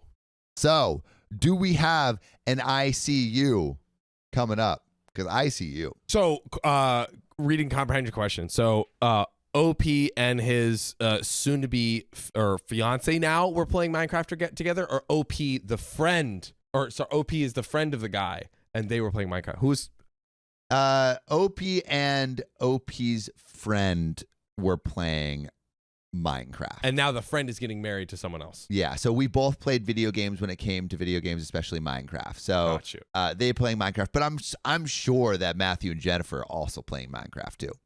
But is it now it's like, oh, you can only play with me. I think that is what's going to happen because the ICU, I see a 25 female girl best friend, and now getting married. I think Jennifer's putting some boundaries up. I'm seeing you, but let's see. So she was distant towards me. She wouldn't look at me, and she would hardly speak to me, which was weird since Jennifer was always so sweet and nice towards me. Well, I'd still talk to Matthew and meet with him and our group of friends, sometimes with Jennifer, and she would still act cold and not speak to me much. I kept my distance from Jennifer. Then, 3 months ago, we all received a save the date invitation, and their wedding is going to take place at Matthew's cabin 2 hours away. And they were going to keep it small due to the size of the cabin, so we were only allowed to bring one guest. That was when Jennifer acted extremely harsh and hostile towards me and said, "Bet you don't have a +1 since you are so into my man." Ooh, baby. Whoa. Jennifer's like, "I don't want you to be crafting with mine." No. No, Nice. he's mine and mine only. Put that axe away. Put that Stop shaking that axe. Put that, yeah, exactly, Mhm. right next to my BF. Put it down. I want you to not even put a bed down. Nope. You know, survival mode. You get killed, you're out for good. Hard dirt floor. Hard dirt floor for you. No You're more. acting like a creeper. You're exactly, Wow. and you're trying to blow you're- up this marriage. I was about to say that. Said it first. But you didn't. Bam, get wrecked, son. Who's improv king now? Me. And this is my throne. Creeper. I was taken aback. I asked her what the F she was talking about, and she smirked and said, "I knew, and to not act so stupid, even though you're so good at it, because you're stupid." Ooh. I ignored her remark and told her, "Guess what? My boyfriend is coming." She looked surprised and left. I, of course, told Matthew about what Jennifer said to me, and he was not happy. So he made her apologize to me. This Oh, wow. wedding is going great. Then, last weekend, I was invited by Matthew's sister to go dress shopping with her and Jennifer. I declined at first because I wanted to keep my distance from Jennifer, but Matthew's sister assured me that she will deal with Jennifer and that our other friends will be there with us. So maybe this is like a beef squashing session. I don't So know. we go to dress shop, and I found a beautiful dress that I thought would be perfect, and I took a picture to send to my boyfriend since he planned on matching, i.e. with a bow tie with me. I tried the dress on, and it was a perfect fit. So I guess I got lucky. Well, Jennifer was angry, called me names such as ore, Oh, like some iron ore. and we're not talking Minecraft. Not talking either. Minecraft. A boyfriend stealing sitch, Oh. and that I was officially uninvited to the wedding. You should have said, okay, you should have said Boyfriend dealing ditch. witch and then said again, we're not talking Minecraft. Is there witches in Minecraft? Yeah, Since when? always. Who? Yeah, Sam. The witches. The witches. They throw Totally. potions at you. I've never seen a witch in Minecraft. I've seen Wow. all of them. Dude. I've Did seen you the go to a Slender Man swamp? thing. I've seen, what's the Slender Man called? Elderman? Enderman? Yeah. Wow. Enderman. I don't believe there's witches. There are witches. Anyway, a ditch. You know what? There's definitely in Minecraft ditches because Nope. everyone's digging all the No time. ditches. There are ditches. They dig ditches. Anyway, sorry for my Minecraft knowledge being updated to Sophia's liking. Also, I love that Jennifer is mad that just OP looks hot. It's like, you look so hot that obviously you would steal my boyfriend if you were in the presence of him. Of course. Such as, or a boyfriend stealing which, and I was officially uninvited to the wedding. She caused such a commotion, the employee of the store asked us to leave. Wow. I told Jennifer I didn't want to come to the wedding anyway, but I was going to because my friend was getting married, as in your fiance. Boom. I told her if she didn't want to meet me at the wedding, fine. I don't give an F since I won't go to a wedding if the bride isn't going to be, if the bride is going to be so rude to a guest. Wait, Minecraft has armadillos now? Yeah. Of course, dude. Of course. Minecraft's got so many new stuff, man. Witches, Endermans, dude. Get your update on. I bro. am so mad that John is going through this conversation unscathed. Dude, easy. Man You kidding knows me? nothing about Minecraft. Dude, I know everything you about set Minecraft. yourself up as someone who thinks that they know everything about Minecraft, and you're wrong. I know stuff. Yeah. Anyway, Matthew and our friends found out, and I was getting texts left and right begging me to come to the wedding. I told them I was happy to get uninvited, and I'll just spend the day with my boyfriend on the day of the wedding instead. They're all mad at me for not fighting hard enough. So, am I the a-hole? There is an edit. There is an update. There is an edit. There is another update. Ooh. So we got our work cut out for us. But so far, is OP the a-hole for not fighting hard enough to stay in this wedding? I would never, if someone's like, I don't want you here, I'm not going to fight for nothing. Because I'm like, if you don't want me here, it's going to be torturous. Exactly. Because you don't want me here. Why would I want to be somewhere I am not wanted? You don't. The answer is you don't want to be somewhere. So the other friends, I feel like, should be understanding of that and be like, it is what it is. I wouldn't want to be there either. Yeah. L friends, honestly. Yeah, L friends. I mean, I think something that, so like really in analyzing it, yes. Jennifer is just super jealous of OP. So insecure. Insanely so. I can't, I'm feeling like this is not going to bode well for any other female relationships in Matthew's life. Good point. Unless conspiracy theory. Talk to me. Conspiracy theory. Matthew said to Jennifer that he had feelings for OP, but that was a long time ago. And now Jennifer is like all worried. Maybe. Did they That's have my conspiracy theory.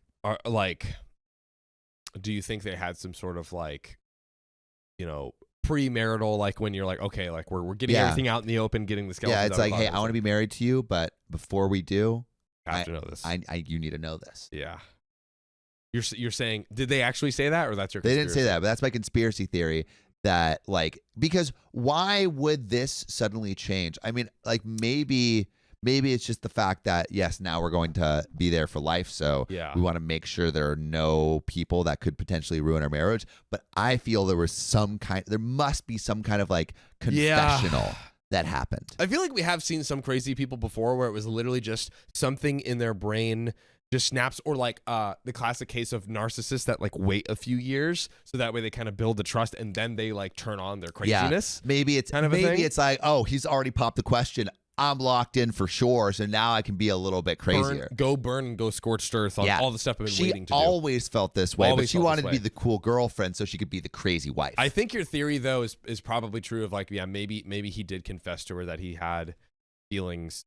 But I could see it easily being like, I'm all cool. Don't worry about me. I'm chill with you having girlfriends. But as soon as it's locked in, like I'm gonna make my feelings more known. The one thing that I think is 100% sure in your conspiracy theory is that she'll start burning the bridges with all the female friends, because remember who invited OP to the dress shopping? Matthew's sister. Yeah. So it's like that's probably the only woman that that Jennifer is not going to burn the bridge with. Yeah, and is okay with OP being close to. We got more to this story, so let's see what actually happens. So, edit. So my decision is final. I will not be going to the wedding, and there's no changing my mind about it. I will be sending a wedding gift to Matthew the day prior to the wedding. Instead, I told Matthew and all my friends that I won't be going, and they can't convince me otherwise. Matthew also called me and asked if we could talk somewhere. I agreed, but it's to tell him in person that I won't go, so that way he knows I'm serious about that. Whoa. For Matthew, pre-divorce or stick to the wedding? Ooh. I feel like because it's just, I feel like it is going to keep going in this direction, but you do low key need a little more, like, just to be sure. You know what I mean? Yeah. Bad though. But it is bad. I bad. feel like this could blow up in Jennifer's face, and I think it could potentially break up the wedding. I can see a pre-divorce break coming. up the marriage. I can But see that. let's get into the update. So I met up with Matthew and brought my boyfriend along. Why? I feel like a Matthew you conversation though. Maybe to have Would that not fuel the fire? Honestly, I think it's because you have a third witness. Like the boyfriend wouldn't like the two of them cozying up. So OP could be like to Jennifer, I had my boyfriend with me, and he'll tell you.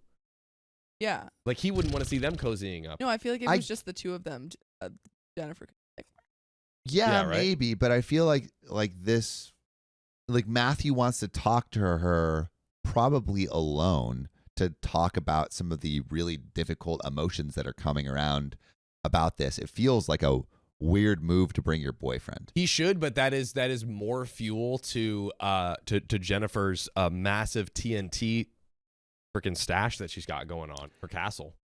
Yeah, I guess so. I feel like that's a weird move Big on TNT. OP's. But you think it's justified, but yeah, I think it's a weird move. I don't necessarily think it's justified. I think it's Yeah, true. Yeah. It used to be weird to be the boyfriend sitting there. That's true. Yeah. Update. I met up with Matthew and brought my boyfriend. Of course, he begged me to come to the wedding, and he said he would beg Jennifer to let me attend. I told him it's best if I wasn't there. I told Matthew that Jennifer has a problem with me, period. He said he doesn't understand, and he did ask her many times, but Jennifer would continue to say she was just stressed, which means she can't actually speak about the jealousy she's feeling. I got angry and said that's BS, and he knows that. My boyfriend also intervened and said to Matthew that he needs to wake up and realize Jennifer is crazy and he can't keep defending her. Which I don't like. I don't know if it's the boyfriend's place to get involved in the conversation. Yeah, that's why it's just such a weird move to have the boyfriend here. Yeah, it is. I understand what she brought him. I just don't know if he should. This is weird. This is weird. Anyway, boyfriend intervened. Jennifer is crazy. Can't keep defending her. And then Matthew said he loves her too much and doesn't want to lose her. My boyfriend and I got up and told Matthew to let us know when he has a backbone. I'm imagining them just getting like both up together and it's like, let us know when you have a backbone, like at the same time. Yeah, true. I think it's weird that OP brought. This is weird. This is weird. It is. I get that it's like could be insurance for like basically Jennifer not blowing up, but it is weird. It's a weird move. This is a one-on-one conversation. Ideally, it's one-on-one, but again, like I'm not like in favor of this. I'm just thinking of their logic. OP's like, I don't want Jennifer to have more ammo to do something even crazier. Maybe.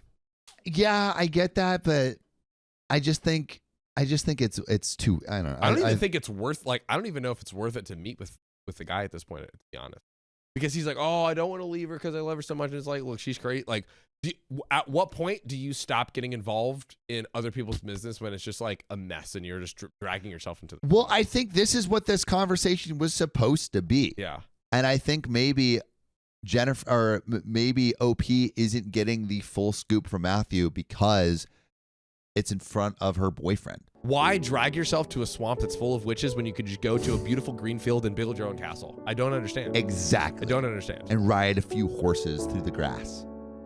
Beautiful thing. In the meantime, it's best we don't talk. I message all our friends in the group to let them know I'm keeping a distance from Matthew because of Jennifer. He's still my friend, but at an arm's length.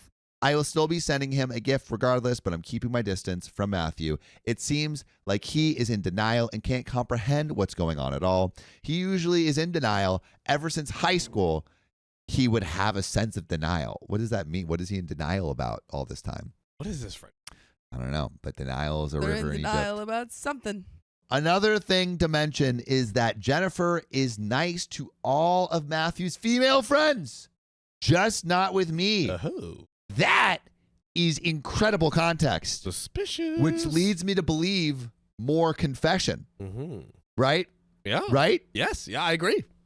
I've also got a message from two of our friends saying that they have dropped out of the wedding because of Jennifer and that they are on my side. Edit 2, Jennifer already bought her wedding dress a while ago. When I went dress shopping with Matthew's sister, she invited Jennifer as a way to resolve the animosity she had towards me. So it was Matthew's sister who wanted to buy a dress, and I found a dress I loved. And then Jennifer went crazy. Hope that clears things up since so many were confused. And there is a final thick, juicy, multi-paragraph update. Woo. Let's get in to this juicy, thick update. Oh, God. Hello to all. A lot of you have been asking me for an update, so I might as well make one. Before I do that, I want to clear up a couple things that a lot of people have been confused about.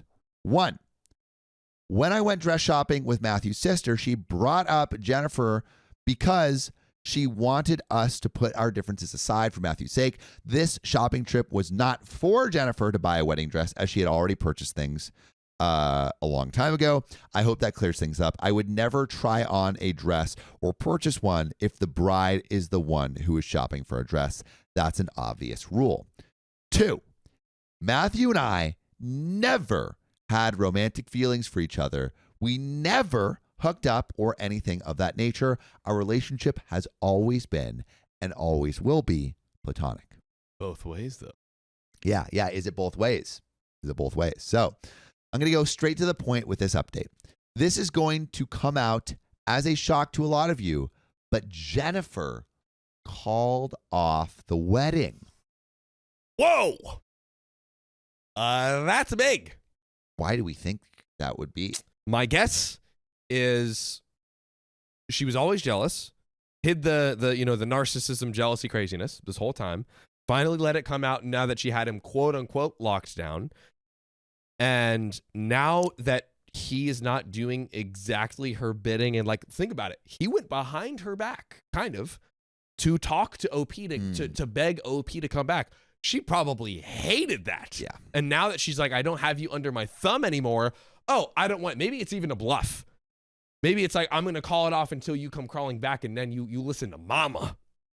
You listen to what mama says. She's trying to get more control. More control. I think more control. Huh. That's what I'm thinking. What do you think? Talk to me. I'm thinking that there was a mini confession where it's like, I used to have feelings for OP, and then after Matt had the conversation with OP, the big confession came out. A little bit of trickle truth. So I found out from friends who messaged me. I asked what happened, and they explained that Jennifer told Matthew she couldn't marry him and admitted that her behavior towards me, as well as towards a couple of other people, which includes Matthew's sister and his best friend, Jacob. She apologized to Matthew and realized she isn't in the right place to get married. This happened 2 days before the wedding. Jennifer doing something kind of good? Question mark? Kind of? Kind of. A little bit? At maybe? least she's taking blame for it. Yes. So I decided to call Matthew and told him I heard about the wedding being called off and assured him I'll be here if he ever wants to talk. He asked if we could meet, and I agreed. God. And brought my boyfriend again. Yahoo! No, I don't think. I hope OP did not bring her boyfriend. That would be like, dude, if a friend says, I need to talk, and you bring your significant other, like, I feel like that's whack. Unless it's specifically said, like, oh, yeah, like, it's fine. Like, if it's something, like, serious, I feel like it's kind of whack. If there's an issue where someone is, like, suspicious or insecure or something and requests that you... Well, like, usually it's like, hey, can I meet with you to talk to you about something? Usually it's like, I'm trying I agree. I feel like totally it's... agree with you. I feel like it's whack. Matthew explained that Jennifer had severe trust issues, not just regarding me, but with his best friend, Jacob. Jacob was supposed to be Matthew's best man, but he was also uninvited by Jennifer over the fact that Jacob might encourage Matthew to cheat. Oh. Matthew also told me that Jennifer was constantly accusing Matthew of possibly cheating on her with me, despite showing her evidence that we did nothing of the sort. And it got to the point where Jennifer would prevent Matthew from going out with his friends. She would sometimes confiscate his phone, and she has even taken his car keys, causing him to be late for work. So there was a lot happening behind closed doors. Matthew wasn't blinded by love. He was simply afraid to reach out to any of us for help. He was embarrassed to tell us his bride-to-be was doing more than just controlling the wedding guest list. Wow. That is severe. I mean, severe trust issues. And we were generally saying, like, just generally speaking, this behavior is probably not, right? No. I mean, I wonder how long it's been going on, though. That is a good question. Because we don't have, like, a start date for this. Yeah, and it seems like Matthew is not, he's just, like, too embarrassed to, like, kind of come forward about it. But which I understand. It's a hard thing to address. Totally. And why would he propose to her if she was doing similar behavior before the proposal? Why would he propose to her? What do you mean? So let's say she did none of this like controlling behavior up to the proposal. Well, that makes sense. She the proposal happened. Her crazy switch flipped on, and now she's going crazy. But if she was being this controlling before, why would he propose? Why would he propose? Exactly. Which is probably that. I think you just pushed me towards it. Probably came out after the proposal. Yeah. So I asked Matthew if he wanted to go with us on vacation, but he declined, stating he wants to be alone, which I understand.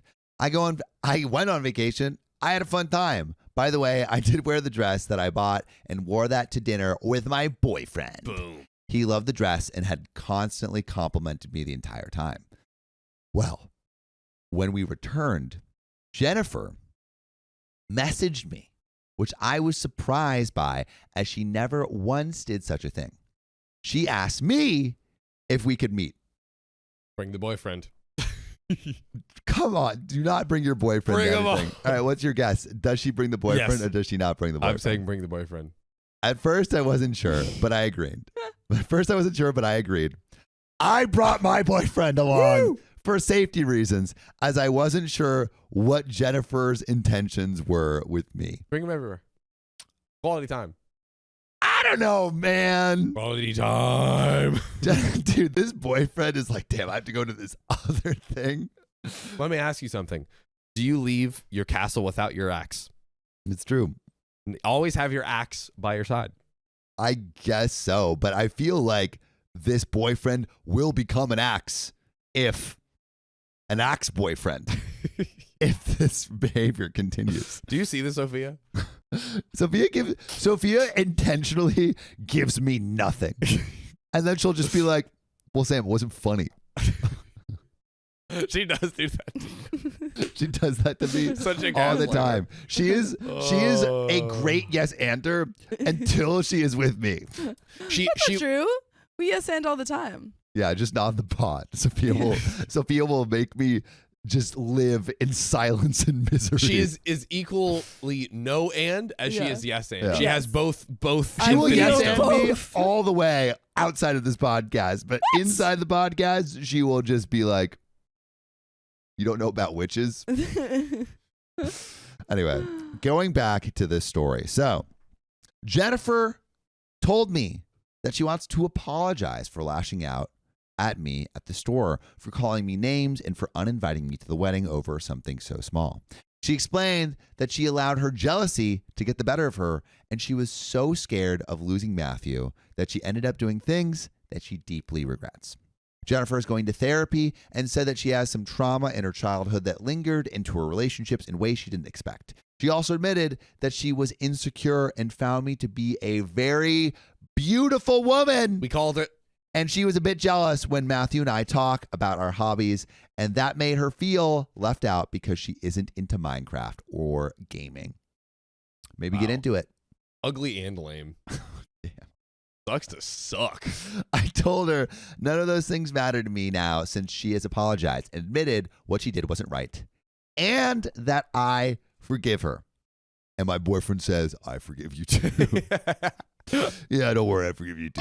I'm a +1 on that one, babe. I got your back, baby cakes. Okay, Just all right. Imagine this whole exchange coming out between the two of them, and the boyfriend is just sitting watching. Yeah, he's just like, It's so weird. It's so weird. Well, as for Matthew and I's friendship, we are now back to hanging out and playing games together. Even my boyfriend has been hanging out with Matthew a lot and have gotten closer. I decide to ask Matthew if he ever did have a crush on me back in the day. Ooh. And he said he never did and that he was being honest. Liar. Jennifer moved her stuff out, and as for the cabin where the wedding was supposed to take place, Matthew, my boyfriend, myself, and a couple other friends will go there this upcoming weekend. I apologize for taking too long. I think posting it on my personal profile rather than on the subreddit is better since I broke the character limit. I'm quite busy, and I know everyone was dying for an update. I also like to thank everyone who has given me advice on how to handle the situation and my friendship with Matthew. I also had a chance to read some personal stories some of you have sent me, and it breaks my heart. I realize I have such a big support group here, and that's one thing I love about Reddit. And that is where this saga ends. If we've learned one thing this episode, it is bring your boyfriend everywhere. Bring your boyfriend everywhere. Bring him everywhere. To Bring everything. your boyfriend to work day. OBGYN, boyfriend. Boyfriend. Job interview, boyfriend. Minecraft convention, boyfriend. Your parents' sex life? Boyfriend. Get him in there. Get him in there. He should be watching. Watching, just to make sure. Learning. For safety. Listening. For safety reasons. Yeah. Come on, Mr. Johnson. Hashtag. Wear protection. Yeah. Mr. You might Johnson. be old, but I think you can still shoot some bullets. Dude, Mr. Johnson is firing on all cylinders. And that's no wonder they call him Mr. Johnson. Mr. Johnson, what are you doing? Step Johnson. What are these bits? What do you mean? What are these bits? What? You're just mad because you can't.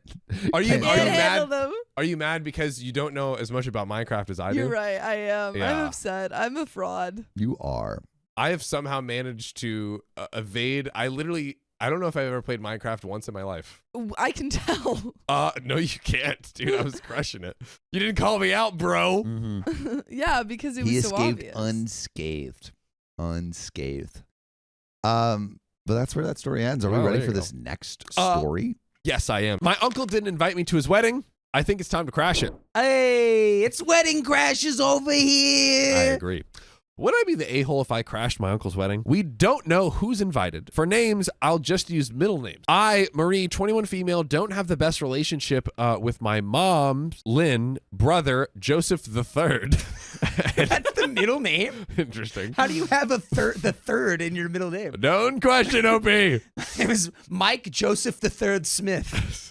And sister Marie. Okay. So it's the mom's brother and sister and uncle, who I am named after.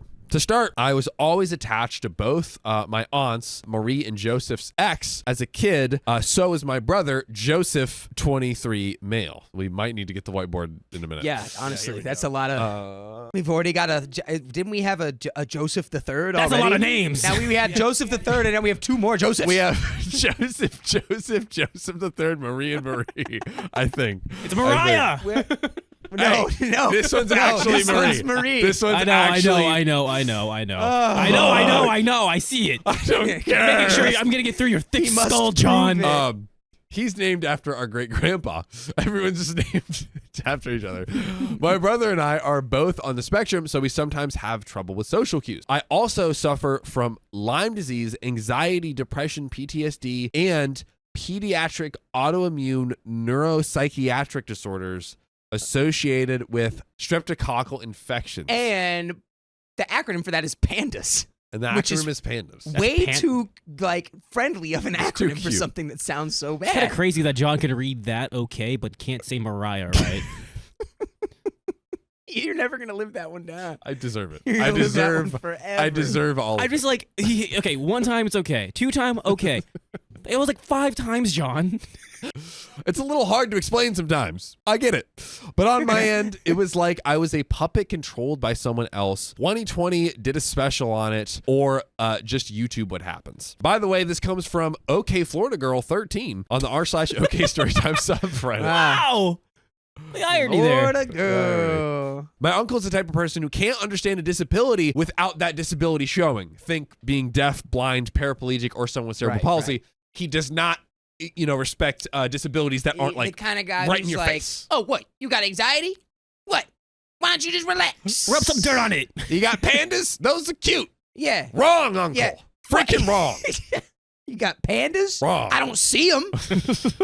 My aunt Mary is my godmother, who changed a lot when she had her daughter, Jane, 14 female, but she always treated us well. Another thing you should know is that my mom married an extremely a-hole man and divorced him in 2003. So if you did the math, I grew up without a dad. And my Aunt Marie went to school like 15 minutes from them, so she watched my brother all the time and graduated the year I was born and moved to NYC a month before I was born. Do we have the whiteboard anywhere? My mom is also a teacher, so she doesn't make much, so I learned that I wouldn't get everything I wanted in my childhood. But it's okay to go to this. It's okay. Oh, it's okay? Yes, it's okay. Okay, I was about I appreciate your to effort, though. take point on that. It's all good.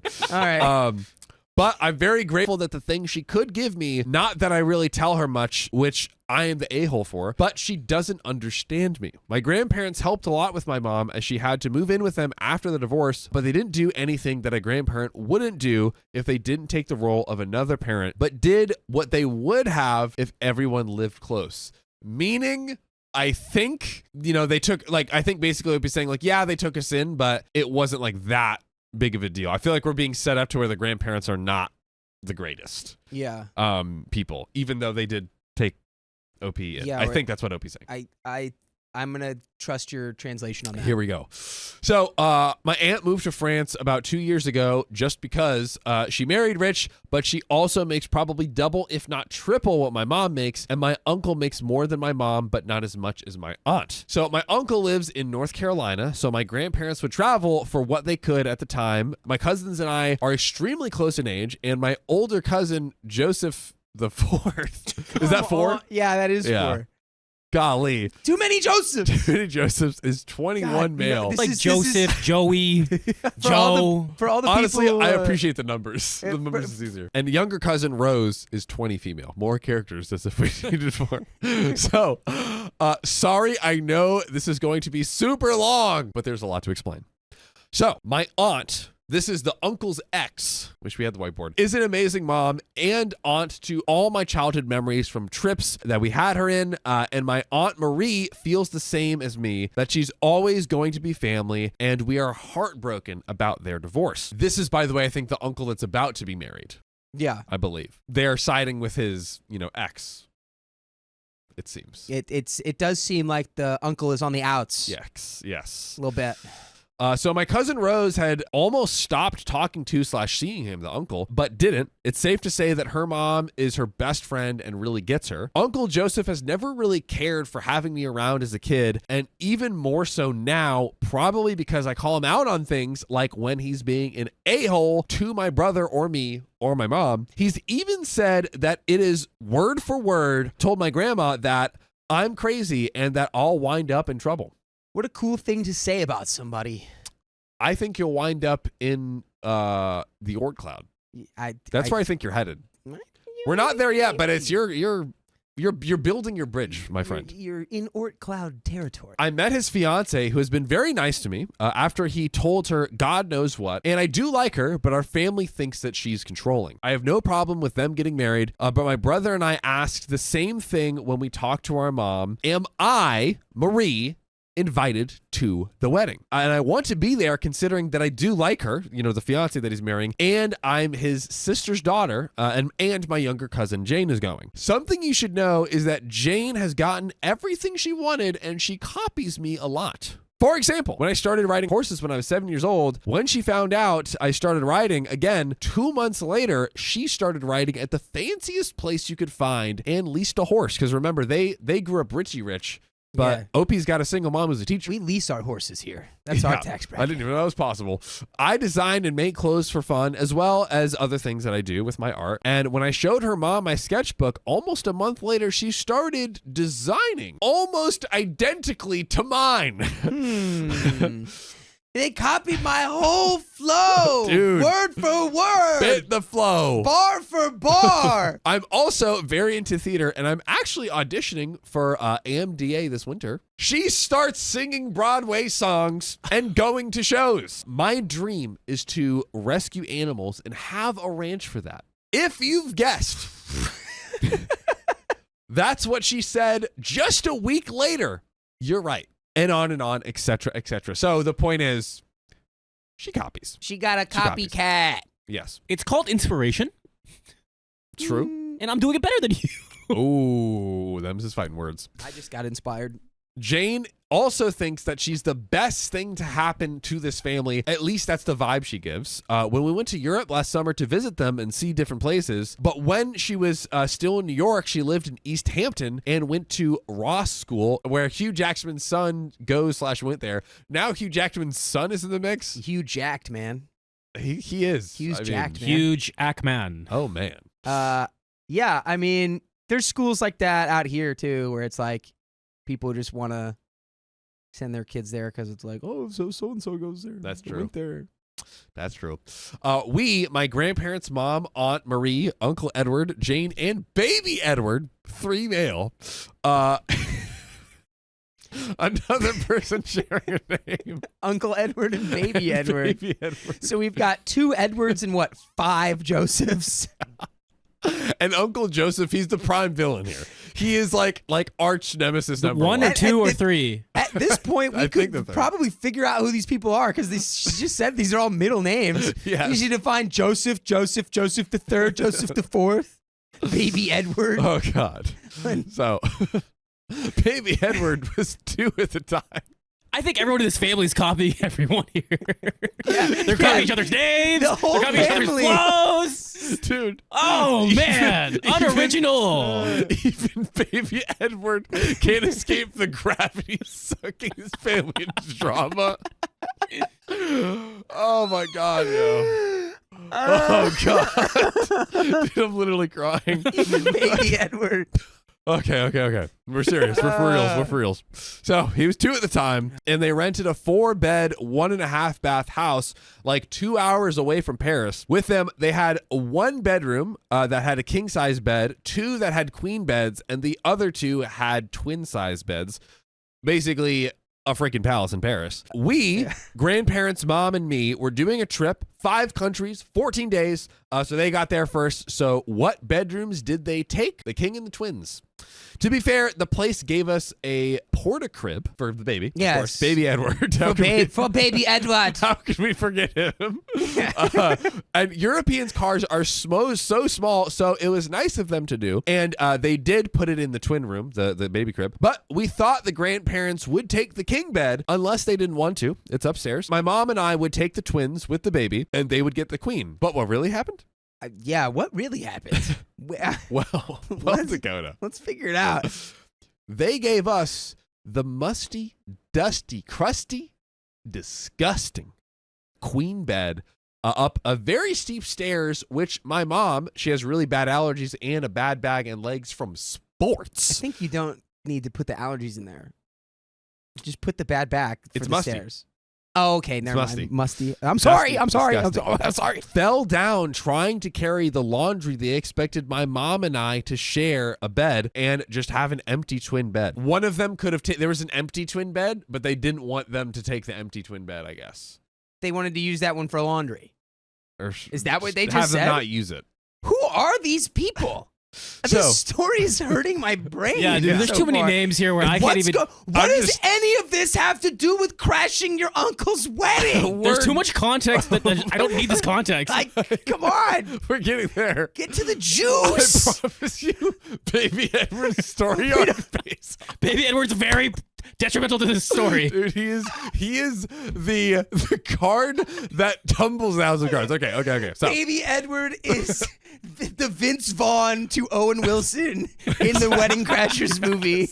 He is critical to this entire thing. I ended up asking Evil Jane the next day if I could sleep in the extra bed, and she said it's a small room, the ceilings were low, but all I brought up was a blanket, pillow, and electronics, and she said, Okay. We even offered to give her the queen room if she wanted her own room and have me and my mom take that room with the baby. That's the 2 twin beds and the baby. She later threw a fit like a toddler. Some would say like baby Edward. Relevant. Who didn't get candy. Saying it's not fair how she can't even go to her own room to relax. Mind you, I had headphones on or was asleep and didn't really talk to her unless I wanted to have a conversation with her. So I think you can see why it would bother me that I wouldn't be invited. Indeed. I can see that. Basically, OP and her mom seem like the ugly duckling of the family in many ways. And Jane is treated as this queen. She's invited to the wedding. She's a swan. She's a swan. Swan queen. So evil Jane is invited to the wedding. OP's like, I'm not invited? Like, if evil Jane's going to go, let me go. What the heck? I was also helping with the baby Edward, like his bedtime routine dictates, and watching him at home. And when we go out, mind you, I wasn't getting paid. I work as a babysitter, and I usually get paid for that kind of thing. No, you're not getting paid until baby Edward's trust fund kicks in. until the full plot unfolds and baby Edward takes over. Baby Edward doesn't have... his money's already tied up in other enterprises.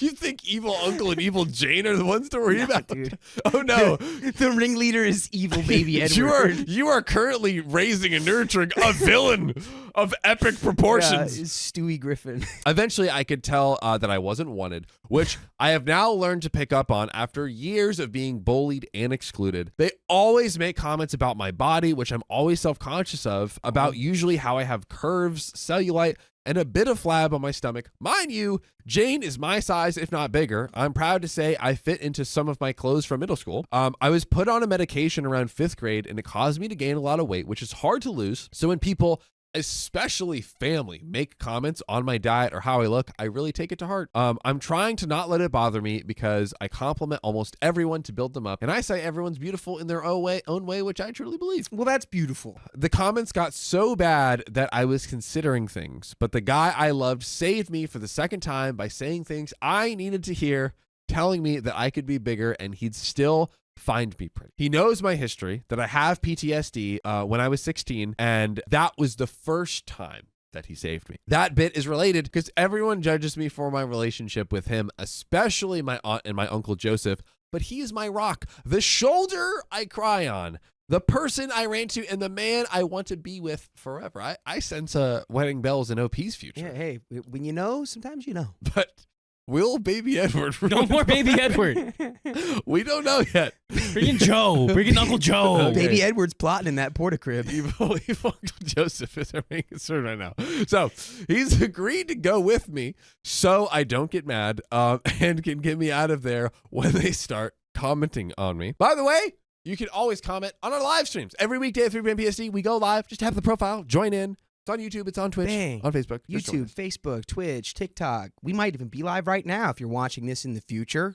So both my mom and grandma said that if I'm not invited, they won't go. So now we're getting a boycott going. Now we're getting a mutiny. The mutiny has begun. Yes. At the end of the story. I was trying to hold it in. We're almost good. We got it. We're We so got close. it. Okay. But my mom and my grandma said that if I'm not invited, that they won't go. But I don't want that for him. His mom should be there to walk him down the aisle, and I don't want to give my aunt and uncle another thing to say about me. They think that my grandparents see me as their kid. Remember the grandparents that like housed her initially way back when? They might be good, possibly too. We don't know. I thought they were evil, but maybe I was wrong. I just live with them and now near them, so I see them a lot, but their other grandkids lived states away, so they can't be there all the time when they live here. Sorry again for the length of this, but I want his family to be at his wedding, and they won't go if I'm not invited, so I'm thinking of crashing his wedding so they're there for him. So, would I be the a-hole? I'm gonna need some TLDRs here because I'm so lost. Don't ask them for me because I'm just as lost, bro. My manipulative stepmother brainwashed my father. She convinced him not to attend my wedding. She sucks. For a little backstory, my dad, Tim, male 52, met my stepmom, Renee, female 61, when I was 4 years old, and they married when I was 9. I don't like Renee. She's controlling and has anger issues. She's had physical altercations with my mom and even my little sister on my mom's side. Why do you have beef with a little child? Come on. Pick on someone your own size. For real. To keep peace with my dad, I try to be cordial, although Renee doesn't get along with my family. Now, on to the situation. By the way, this comes from NoCause4443 on the r/OK Storytime subreddit. My fiance, male 24, and I, female 24, are getting married in a month. And my mom, female 43, has been helping me with all the planning. Both my mom and dad offered to help financially, but we're also paying for most of it ourselves.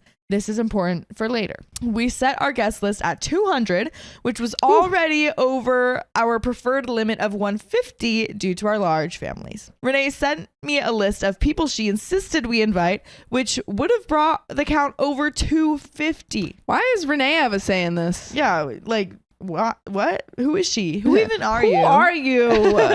I told her we'd consider her suggestions, but had final say. She included people I barely know, like a distant cousin and her father, whom I haven't seen or spoken to in years. We left them off the list because my fiance and I want to be surrounded by people who matter to us on our special day. I didn't immediately inform Renee of our decision. A couple months ago, my sister Brooke, female 22, who is my maid of honor, was helping with the invites and reached out to Renee for addresses. Renee noticed the omissions and blew up, calling me, my sister, and my fiance awful names, accusing us of disrespecting her. She said she and her family would no longer attend the wedding and claimed I only included her for my dad's money, which is untrue since I never asked for the financial help. I responded by saying I wouldn't tolerate her disrespect towards my sister, fiance, or myself, and that our wedding day wasn't about her, and if she had anything further to say, she could go through my mom, as I would be blocking her number. Boom. Yes. Mic drop.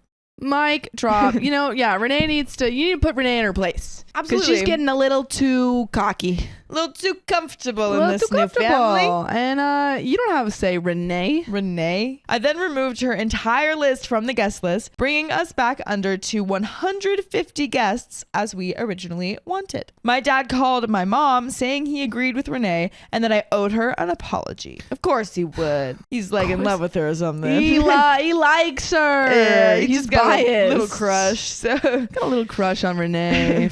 When I refused, he said he wasn't sure if he would attend the wedding or walk me down the aisle. How can you look at call your child? Yeah.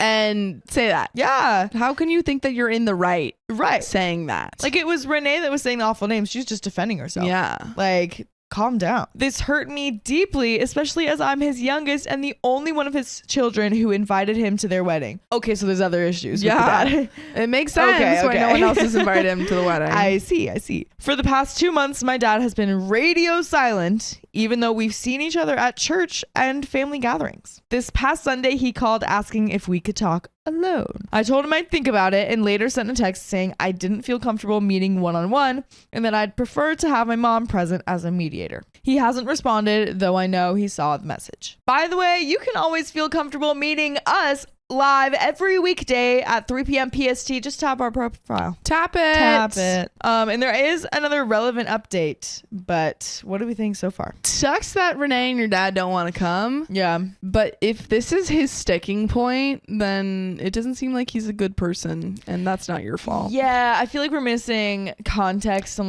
what this guy's deal is. Because it seems like he's not, I don't know, he doesn't care about you guys. It depends on what you told him. But if you've told him, what Renee did and what Renee said, and he's still not willing to see reason and stand up for you guys, then it's not the type of person you want at your wedding. Right. Like, she was just trying to be controlling, and then they didn't like it, and then she got mad and lashed out. And that was it. It's like they don't have to deal with that. No. They shouldn't have to deal with that. So don't put up with it. No. And let her not put up with it. Yeah. Come on. At this point, I think that I was holding out hope that he would still come to my wedding, but I am just setting myself up to get hurt when he doesn't come. I also feel guilty about how this might affect his relationship with the rest of the family. I don't know if I handled things the right way, especially by refusing to meet him alone. I just don't want to be guilt-tripped into bending my boundaries again, and my mom has always had my best interests at heart. I don't know what my next steps should be, or if I should just start grieving the relationship I had with my dad. And there is an edit, just so everyone understands. She told me to uninvite her entire family. During her blow-up, she said that none of them saw me as family and that they wouldn't come because I was disrespecting her. I obviously don't know if any of that is true or if it was just another dig from her, but I did not just uninvite them out of the blue. Man, it's not none of this is your fault. None of this is your fault. Yeah, your father made his choice and he has to live with that. Yeah. And if the consequences of that means that like your family is not gonna like him and is gonna be distant, that's his own fault. Yeah. Like she told you what to do. Yeah. She told you no one sees you as family. Yeah. So uninvite them and you're like, okay. Will do. Yeah. Thank you for the advice. But guess what? There's another update. Guess what? Oh, I wasn't expecting that. Guess what? There's more. Hey, everyone. I wanted to share an update after everything that's happened. Not long after my last post, my dad and I were finally able to meet up to talk. My now husband, then fiance, came with me for support, but unfortunately, the conversation didn't go as I had hoped. Throughout the talk, my dad took no responsibility for what had happened. I also found out that my stepmom had manipulated the story, making it seem like I was the one who initially uninvited her and her entire family, which wasn't the case at all, as I had message proof that she said none of them would come and to remove them all. Thank God you had receipts. Yep, period. I was scared that was over the phone, and I was like, yeah, I thought that for a second too. I was like, Yeah. oh, did you record that phone call? So glad though. I'm so glad. And I figured too, like I figured that the dad wasn't hearing this from OP. This was definitely coming from Renee. It was all manipulated, Yeah. all changed and right. stuff. Like, yeah. like still not good for the dad to like No. agree like that and to like, you know, say that he's not even gonna go. But it's like definitely receiving an alternative answer there, or Right. alternative. Some What's the false word? information. Some fake news. There we go. My dad still insisted that I was in the wrong and told me I needed to get over myself. Okay, so everything I said about the dad, ignore that. Never mind. He actually sucks. I take all of it back. Yeah. After about 2 hours, I felt that we were going in a circle and I decided to leave and told him that I needed time to process everything. After reflecting on this conversation for a few days and everything that led up to it, I made a hard decision. I told my dad that I no longer wanted him to walk me down the aisle, though I said he was still welcome to attend. Okay. I asked my mom and her wife to walk me down instead, as they have been my constant support. Okay, that's nice. That is nice. Yeah. Now, 2 days after the wedding, I'm heartbroken to share that my dad didn't come. Oh. My older sister, who has grown close to my dad and stepmom, didn't attend either. Oh, what? There's more people that he's taken away? Stop it. Stop. Just go to the wedding. Why are you being such a sore loser? Yeah, it's just such a big day. That's just so hard to miss. Yeah, Like, you're come supposed on. to walk her down the aisle. Yeah, like How could you do that as a father? right. You Come know? on. Since telling my dad about my choice, he hasn't reached out and I haven't heard a word from him. With everything that's happened, I've decided to go no contact with my dad for now. It's not an easy choice, but after all the hurt and drama, I need this distance to move forward. On a brighter note, the people who truly love and support my husband and me were there to celebrate with us, and we had an amazing time surrounded by those who genuinely care. Instead of a father-daughter dance, I shared a dance with the special men in my life who've always been there. My grandfathers, my uncle, my brothers, and my cousin. That is so cute. That's better. I You know? just got chills, and I might even tear up at how sweet that is. That's, I might cry.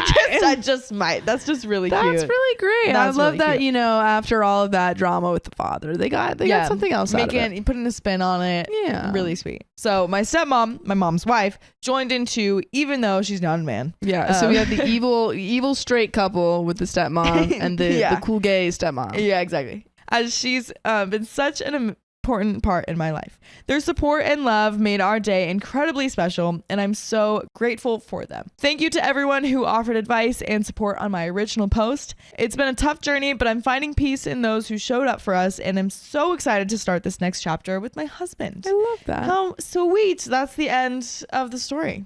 So it's positive at the end, Yeah. somewhat. Yeah. it's a bummer about the dad and and the going no stepmom. contact and all That's that. really so annoying. 'Cause Yeah. I feel like, I mean, I can imagine that wedding planning is just so much already. Yeah, and you're like, oh, I thought the one easy thing is this person's gonna walk me down the aisle. Right. And then when there's added family drama like this on top of that, and it's like you're trying to make the compromise, like, okay, maybe he doesn't have to walk down the aisle, but just be there at Just all. literally exist. Yeah, in and my wedding. then he can't even do that. Like, that is very annoying to deal with, but I'm glad that they were able to like work through it and adapt. Yeah, And you, then you found out who are the actual people who want to support you. in your yeah, life. and then just made it more beautiful with them. I think that's really, really nice, and that's like a skill to have too. Mhm. That's impressive. So good job, OP. Good job. You're doing you great. figured it out. You're doing great. You're doing great. And that's the end of that story. Woohoo! My fiance just realized she's bisexual and insists she needs to see other women. Now I want to postpone our wedding. Insists. Insists. Betty, 27 female, and I, 30 male, got engaged in January after dating for a couple of years. Our plan was to get married next year when we have saved enough money for the wedding. Shortly after getting engaged, we moved in together at the end of January. In May, Betty was a bridesmaid for one of her friends. I was unable to attend due to my job and the fact that it was a 5-day trip.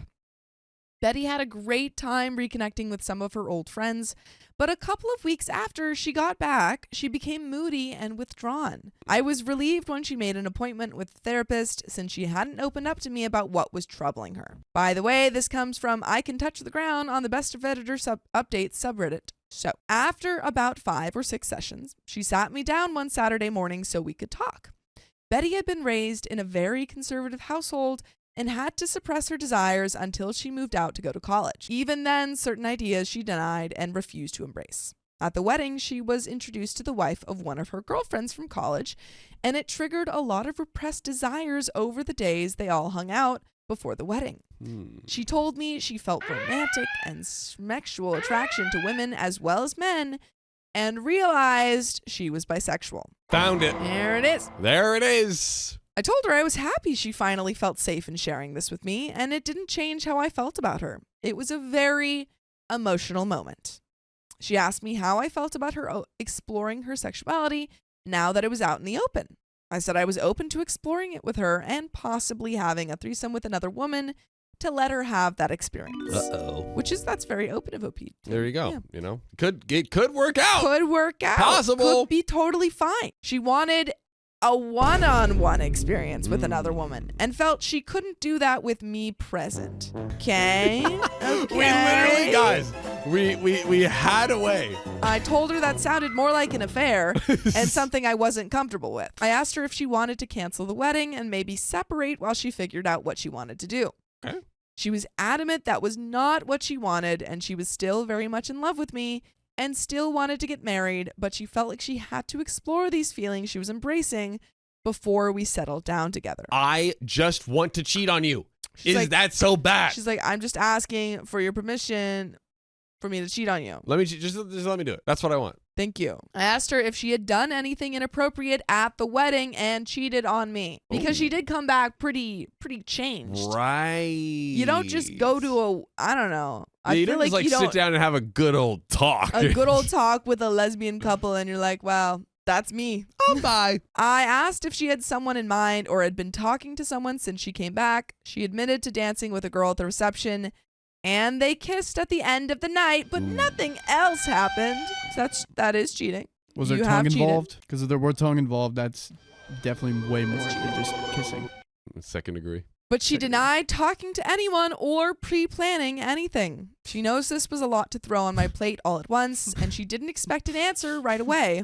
She just asked that I keep an open mind and keep talking about it. I didn't plan to cheat. It And just happened. I'm not one of those wasn't evil planning premeditated. cheaters. Yeah, come on. I couldn't promise anything, but I agreed to do some research and talk to a workmate that has an open marriage to see how they cope.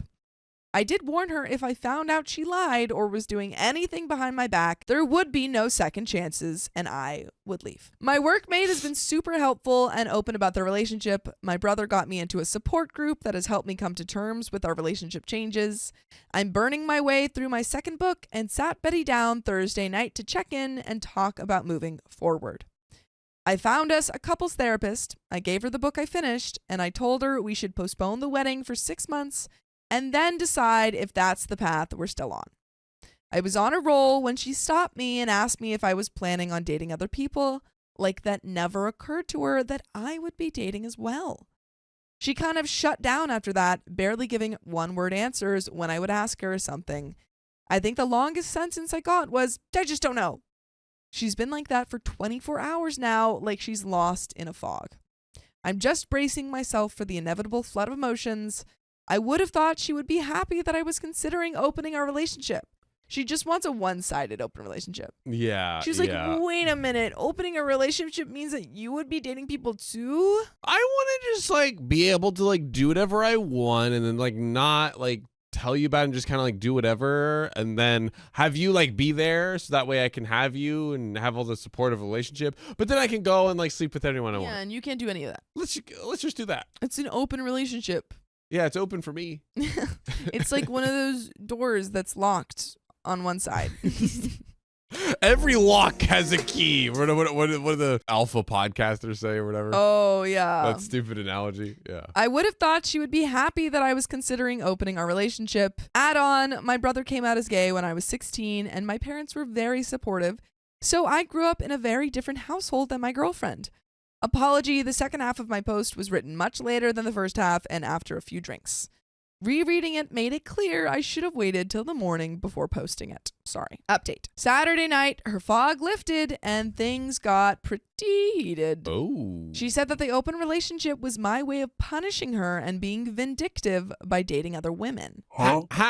How is that It's a solution to your want. She was just asking for some grace to explore her feelings. What? And he said he wasn't comfortable with it. And then she kept pushing. And so he was like, fine, we can open a relationship. And she was like, no, not that either. I replied that she showed almost no remorse for cheating on me and instead expected an open-ended hall pass to do so again. I told her our friends had told me she asked them not to say anything about what happened at the wedding, so I would probably never know the full truth, and just had to accept it was worse than she admitted to.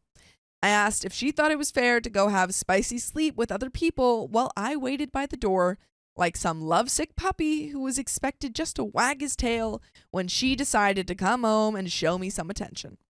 It devolved after that, and some hurtful things were said by us both. Ooh. I finally gave her 3 options if she wanted to move forward. Monogamy, postpone the wedding and go to couples counseling, no experimenting. When we get to a good place, then go ahead with the wedding with a prenup to protect me if she changes her mind and or cheats again. 2, open relationship. We can both date who we want and she can figure out her sexuality on her own terms. In a year or so, we can see if marriage still seems like a good option if we're still together. 3, full separation. She moves out and we can each be free to live our lives as we see fit.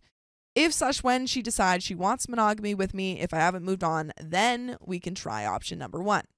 But it would be a new beginning, not just picking up where we left off. She decided she needs some time to think things out and is going to stay with friends for a couple of days. I told her before she left that if she accidentally cheated while she was gone, to not come back, except to pick up the rest of her things. Accidentally. Yeah, if cheated. she accidentally cheated. Whoops. I honestly think those are fair. Those are fair solutions. OP is like very much like, Yeah. okay, let me think it all through. Let me come up with solutions that try to respect and adhere to your request without disrespecting myself. Exactly. It's and she fantastic. The fact that she's not, listening to you and doesn't really seem to care about your feelings. Like, is putting so much pressure and blame on you, saying, oh, well, you're not respecting my, you need to explore my sexuality. But she's not respecting literally any of the boundaries of your relationship, Dude. your feelings, nothing. We literally skirted over the thing of her, like, oh, I just like danced and made out with another girl. Yeah. Like, what are we doing? Honeybee says, but it's what she wanted. Am I missing something? She wants to be able to see other people and not have OP see anyone. And OP saying it would have to be two-sided. Yeah. This morning, I got a text from her. I'm so sorry. She didn't answer when I asked her what she meant. Did she freaking cheat? Did she freaking cheat again? And my call went to voicemail. I'm not going to reach out to her again, and I will wait to let her contact me when she is ready. And there are some relevant comments and an update. What a cliffhanger. Ooh, boy. I think she cheated. Yeah, I think she cheated. I you know what I think? She cheated. She did more than what she let. It was trickle. Yeah. She did more because she was like, I'll kiss, but no, nothing else. Nothing else. It was just a kiss. It was only a kiss. I don't know. I don't buy it. I don't buy it. I don't buy it either. But there are some relevant comments. Oh. Glibidus says, looks like your partner has been a bit self-centered about this. Good idea to take your time regarding your engagement. The death of exclusivity, even as a hypothetical, can be a pretty destabilizing thing for an established mono relationship. Keep talking. You seem to be handling this very well. Somewhat better than her, I think. OP says, I've tried to handle this respectfully, but it seems fair to her to have an open pass for her, but not for me. Mm-hmm. I'm expected to support her while she has spicy sleep and possibly develops feelings for someone else and just smile and nod. And then she got upset when I had to remind her she was the one that cheated. I just finished printing out cards to send to everyone we sent the save the date notices to, advising them we are canceling the wedding. Oh. Ouchie. That sucks. That man. freaking sucks. That sucks. Not sure how I'm going to respond when they start asking why. The cards I'm sending out just have due to new circumstances on them. Gringo Johnny says, if the person asking is part of the group who withheld information from you, consider telling them the truth, that your fiancé cheated on you and her friends colluded to keep it from you. Consider telling that friend what you think of them for not having your back at such an important moment. And OP says, I had that conversation with the friend who confirmed what Betty had told me. When I questioned him later, he said Betty had made them promise not to tell me on the trip back home. He and his wife and one of the other bridesmaids were the only ones that saw them kissing. He also told me who the other woman was. She lives in a different state. And there is an update. Ooh. Yeah, I don't know how long this marriage is going to last. Yeah. I mean, it's not even, they're not even yeah, married. not even married yet. This engagement. This engagement They're is going to last. Still engaged. Yeah. I think like, okay, so question. So OP's put out all these like potential solutions. Yes. She's just shooting down every single one. Do we just go straight to pre-divorce? Honestly, yeah, if she's not willing to, agree to any of these solutions, Yeah. there isn't really a point. It seems like she's just very self-centered. Like he's literally done, I feel like, Yeah. honestly, a pretty great job at like really thinking through like, okay, how can I Yes. find something to, make this work for both of us? And she's just shot down every single one, try to turn the blame on him. She hasn't even apologized for the cheating, right? She didn't apologize for it. Yeah, so it's like, what are we doing? I feel like it's just not worth it. Yeah, not I don't worth think so. It shouldn't be that hard. But there's an update. There's an update. August 18th, 2024. Previously, my fiance announced she was bisexual and had made out with a woman at her friend's wedding. Oh. On Wednesday, Betty went to her previously scheduled appointment with her therapist and told her what happened between us. Not sure what all was said, but she called me on the way to her friend's house apologizing for some of the things she said and wanted to come home and talk things out. I told her to stay at her friend's house tonight and think about what she wanted, and she could come home Thursday and we could sit down and work things out. On Thursday, we met at the house and talked over dinner. We both apologized for getting heated and saying some unfair things to each other. After talking to her therapist and having several conversations with her best friend over the last few days, she has decided not to explore bisexual urges. What? So funny. Oh, right, this story. The idea of a truly open relationship where I was free to sleep with other people terrified her, and getting married was more important than chasing the rainbow. Okay. She Lucky Charms? Me pot of gold. Her original idea had been just a free pass to see if she was missing something in her life and how important it was to her. But the idea of the idea of her missing something in her life just feels so rude to OP. Yeah. It's like, am I? Like you're not I mean, enough. You know, I do. There is the thing of like, okay, she had this like repressive upbringing. She's like just now understanding this about herself, which is fair. I think that's fair. But it's like that doesn't give you the license to hurt OP. You can even. I think she can express that. She can talk about it. She can say like, hey, like I don't know. I feel like I feel like she can like talk him through it, but she can't demand him. that. Yes. Yeah, and demand or cheat on him. 100%. I asked if she was asking for a one night stand, just dating a woman, or having a full relationship. She couldn't tell me exactly what she wanted. I said that didn't sound very monogamous to me or very fair. D, all of the above. She agreed, and that was why she was giving up on exploring those feelings. Next, she brought up the notes I sent out canceling our save the date notices for our wedding day. She said she was getting all kinds of calls about what happened and was caught unaware about what they were even talking about at first. She was upset I did that without talking to her first. I reminded her that she lobbed 2 grenades in my lap, coming out as bisexual, and that she cheated on me, then left and wouldn't talk with me except for a cryptic "I'm so sorry" text, followed by silence. While I never said anything other than we were having issues and had to postpone the wedding, evidently there was speculation that she had cheated on me. Well, she did, so. Speculation was correct. She switched gears and said we could still get back on track and get married next spring. No, because now when one of us is out of town, my mind will be thinking about you cheating again, especially after coming out and wanting to have an affair to explore your sexuality. I said maybe after couples therapy we could get back to a good place again, but not by the end of the year. And it would be foolish to start planning and making financial commitments before we even knew if therapy was going to work. Plus, I wanted a prenup to protect everything I brought into the marriage as well as my future retirement savings. Plus, she would forfeit any equity if we bought a house.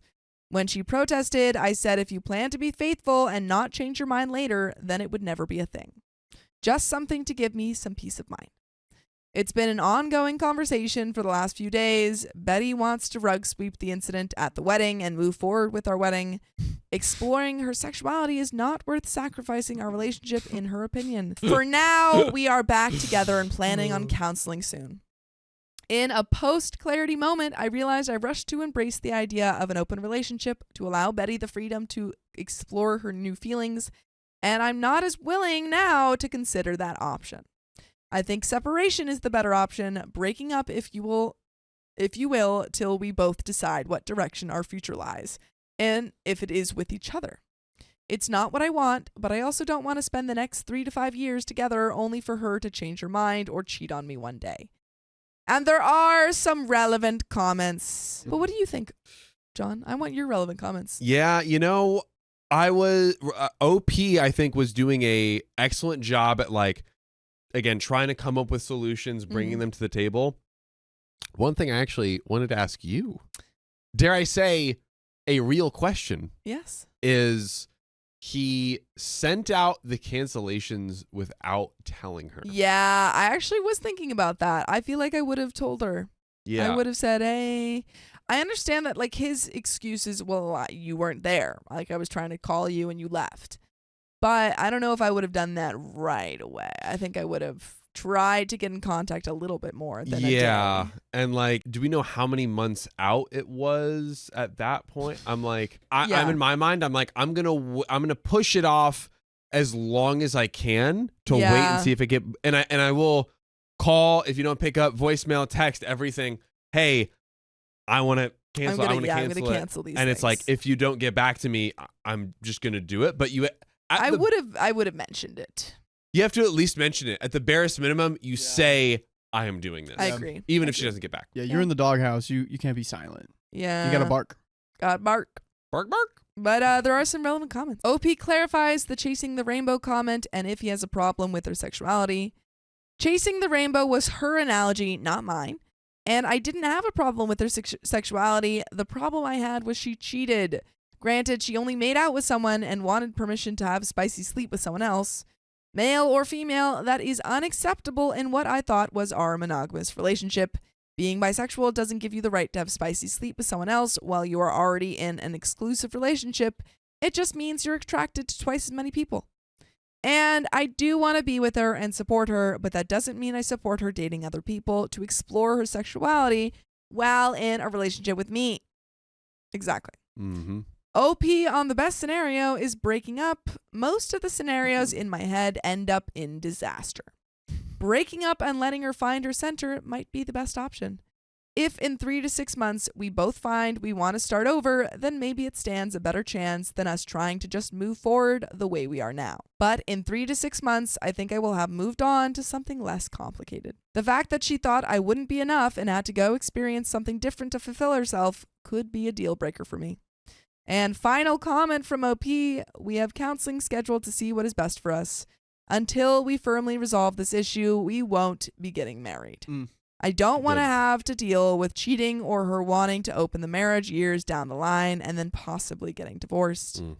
And there is another update. Whoa. Man, oh man. This sounds like a huge trust issue. I mean, yeah, she cheated on him. It seems insurmountable. Yeah. I mean, I just like he said, he's like, I don't know if I'm going out of town for a thing. Are you gonna run cheat and on me? Yeah. Cheat on me again? And it's like it's about the cheating, And I think because he gave so many options and solutions, like this isn't about her being bisexual. This isn't about him trying to control her. She's like, hey, I had this expectation. I want a monogamous relationship. I'm willing to try these other things, but like you can't just go around and keep cheating on me. Can't do it. What are we talking about? Yeah. No, I think the separating and then rethinking is maybe the best. Just got to do it. Yeah, I feel like OP's like something about him is holding, like he hasn't just done it yet. Yeah. You know what I mean? I don't know. I don't know what's. I mean, he thought he was going to marry this person. Yeah, so. I think it was he had a really close relationship with her, and everything kind of really quickly changed. Yeah. But there is an update. Oh. What a crappy week. Counseling started badly, walked into the office and saw a large pride flag on the wall.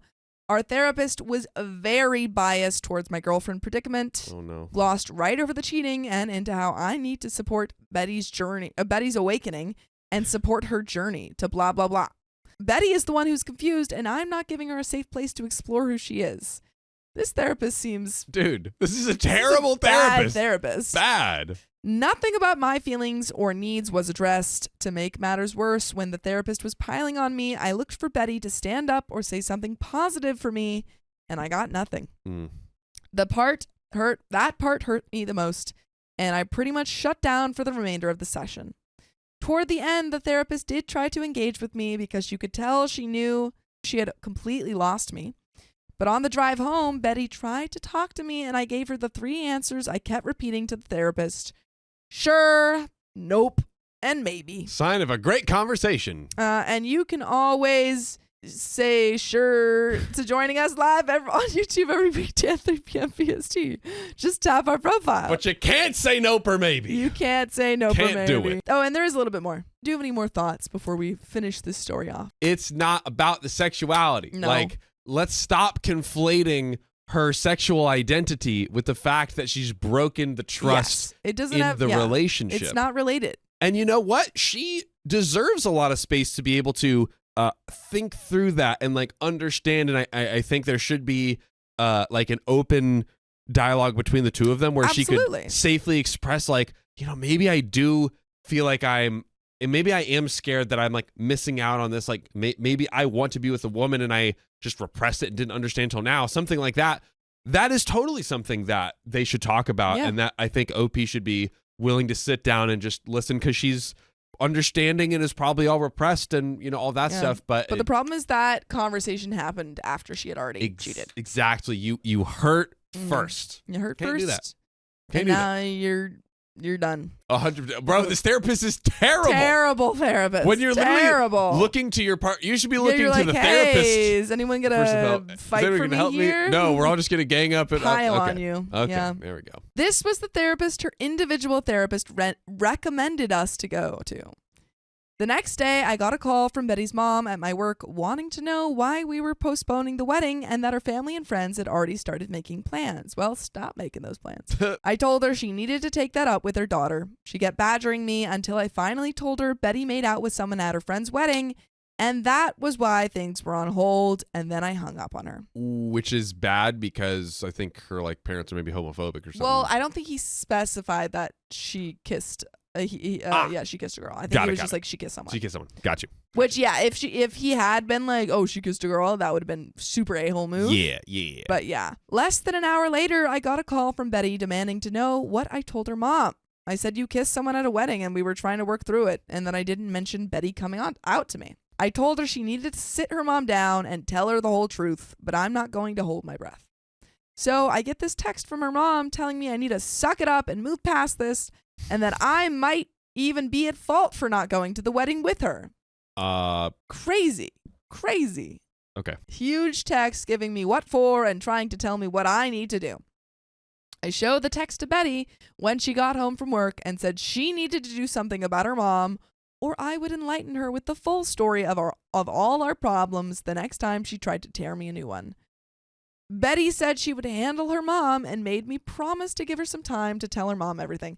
I don't know if I would be rushing I'm going to tell your mom everything. Yeah, don't do that. I would say I'm going to just block her mom. Yeah. Like if you don't want her badgering you, just block her mom. I don't think that's your place to tell the mom anything or to rush her. Because this isn't said explicitly, but that to me sounds like that it was a woman basically like outing her as bisexual, which that's what it sounds like he wants. That's what he was going to do. Yeah. Yeah, I don't like that. I don't like it either. Also, this week, Betty has gotten very protective of her phone. Yeah, major red flag. I went to charge my phone and unplugged hers to plug mine in, and she almost flew across the room to practically snatch her phone out of my hand. I was able to sneak a look at her phone later while she was asleep, only to find she had changed her access code, something which she hadn't done since we had been together. Wow. I went online and looked at her phone bill, and there were many lengthy calls to a Colorado area code, which I found out is where the girl she kissed was from. Yeah. I mean, you're already leaving this relationship. Yes. Just leave sooner. Oh, please, immediately. I am just mentally exhausted at this point. The gaslighting, lying, and just feeling like I'm treading water all the time. Lately, when we've been intimate, there is a lack of passion in her that was there before all of this. I feel love bombed without the feeling. I feel like you meant to say, I feel love bombed without the love. Yeah. I just feel bombed. I just feel bombed. Feels like just hollow words and empty gestures. Tomorrow, we are going to a cookout at her parents' house. I'm going to try and keep my cool and not say anything, crossing my fingers. But when we get back, I'm telling Betty I'm done. I'll give her the choice of keeping the apartment or moving out. She will be free to explore and find what truly makes her happy. It just won't be me. Ooh. I came clean with my parents and a few friends about this whole mess. My tribe is ready to help support me and help with the move when I need them. Dad vetoed Mom's offer to move back home and said what I really needed was a new puppy. Definitely too old to live with my retired parents. Yeah, just get a dog. That's the solution to Something to everything. care for, you know. Yeah, it's good. Sure. Feels weirdly peaceful now that I've made my mind up. To all of you who told me so, you were right. Yes. Time to move on with my life. It is beyond time. Beyond. A place beyond time. This is the Twilight Zone. Yeah. Man, oh man. Yeah, At least he you sees need it to get now. Yeah. It's just kind of funny. He's like, yeah, I'm going to the family barbecue. Yeah, like, You why are don't you going have to this to go. barbecue? Yeah, You this don't is, have to. have You already to checked go. out. this is too much. Yeah, This you're is already too going to break much. up with her. Like, why? Why put yourself through that? Imagine there's like another update. He's like, I was eating some ribs and I really got to thinking, Like, I might as well get married. Might as Dirk. well, Might as well. dude. There are some relevant comments, though. Oh. Molecular says, I'd be tempted to leave a review on the therapist somewhere, something short like, my fiance cheated on me at a wedding and continues to call the person she cheated with And this therapist told me I needed to support my fiance's exploration of other people rather than addressing the betrayal. True. At the very least, I'd want to make sure the therapist knew this would be why we wouldn't be coming back. Therapists can't improve without knowing when they've effed up, and I guarantee you this therapist effed up. Anyone in your personal life you tell about the infidelity, I'd recommend clarifying that it wasn't just a one-time thing and that she continued to call and have an emotional affair with the person. Sorry that your fiancé is literally actively having an emotional affair with it right now, an emotional affair right this very moment, and the therapist you were sent to was the wrong choice. I wish you luck. I love how they somehow found like the rarest therapist possible, pro-queer and pro-cheating. Yeah.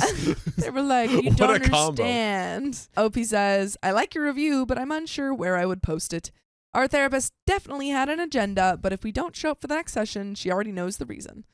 After browbeating me for most of the session, she realized I checked out and spent the last 10 to 15 minutes trying to get me to re-engage. She tried to shake my hand as I left, but I just silently got up and left her office. Burn. I haven't confronted Betty about the phone calls yet, but I plan to ask her about them tonight before I tell her we're done. My family and friends, who I told yesterday, know about everything, including the calls. For now, anyway, my stress levels are surprisingly low now that I know what I want to do. My sister will be at my house when we get back and plans to stay at least the night while I tell Betty my decision.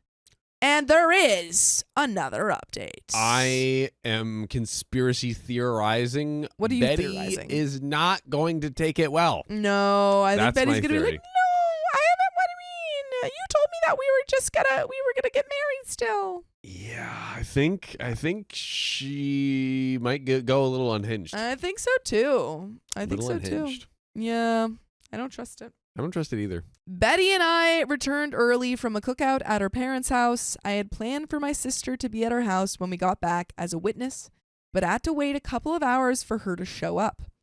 I got us all in the living room and told Betty I couldn't do it anymore and was throwing in the towel. I said I had lost all trust in her and couldn't see a way forward and that the best choice was to just go our separate ways. Betty couldn't answer what I was saying and that she had been honest since her confession about what happened at the wedding. I asked if she had been in contact with the girl she kissed at the wedding and she denied it. There you go. That's ridiculous. There you go. How are you still lying? Stop lying. Just like just let me cheat on you. Just like freaking stop. Just let me do it. Please let me cheat on you. I asked to see her phone and she refused, saying it would violate her privacy and the privacy of the people she had talked to. The woman that you talked to in Colorado. Yeah. Fine. So who did you call with a 720 area code? Uh-oh. And maybe I should call and see who answers. Doesn't really matter because it proves my point. I gave her a choice of moving out or staying, and I would move out. I also said I would give her what she had contributed to our savings account for the wedding. She tried to get my sister to leave or get me alone to talk, but I told her I had been advised to have a witness present just in case. She went from crying to being angry, and after an hour and a half, she finally had a calm conversation about everything. We talked until almost midnight. This morning, Betty decided to move back to her parents temporarily, and the three of us packed up all of her things, and while we waited for her dad and brother to come get her things, she tried to get me to go to a different counselor and give therapy another chance. She's throwing the Hail Mary. She's like, wait! I've got another therapist we can try. Yeah. And they're going to be great. I promise you. They won't even side with me about anything. I also just had a crazy conspiracy theory that I just What? thought of. She was hooking up with a therapist. No, the therapist was like, yeah, you should be more supportive. Crazy, If she right? wants an open relationship, you should totally be down with that. I would be down with that.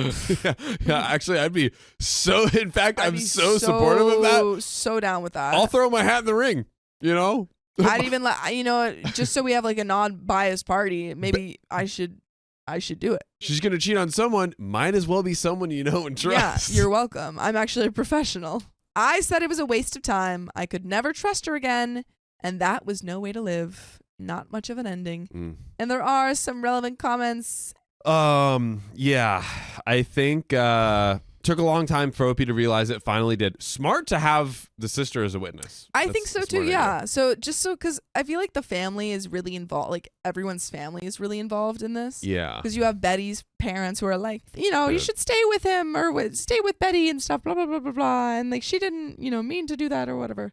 And then you have the therapist who's on her side. I think you need a third party who's going to tell you like, hey, you're doing the right thing. She's crazy.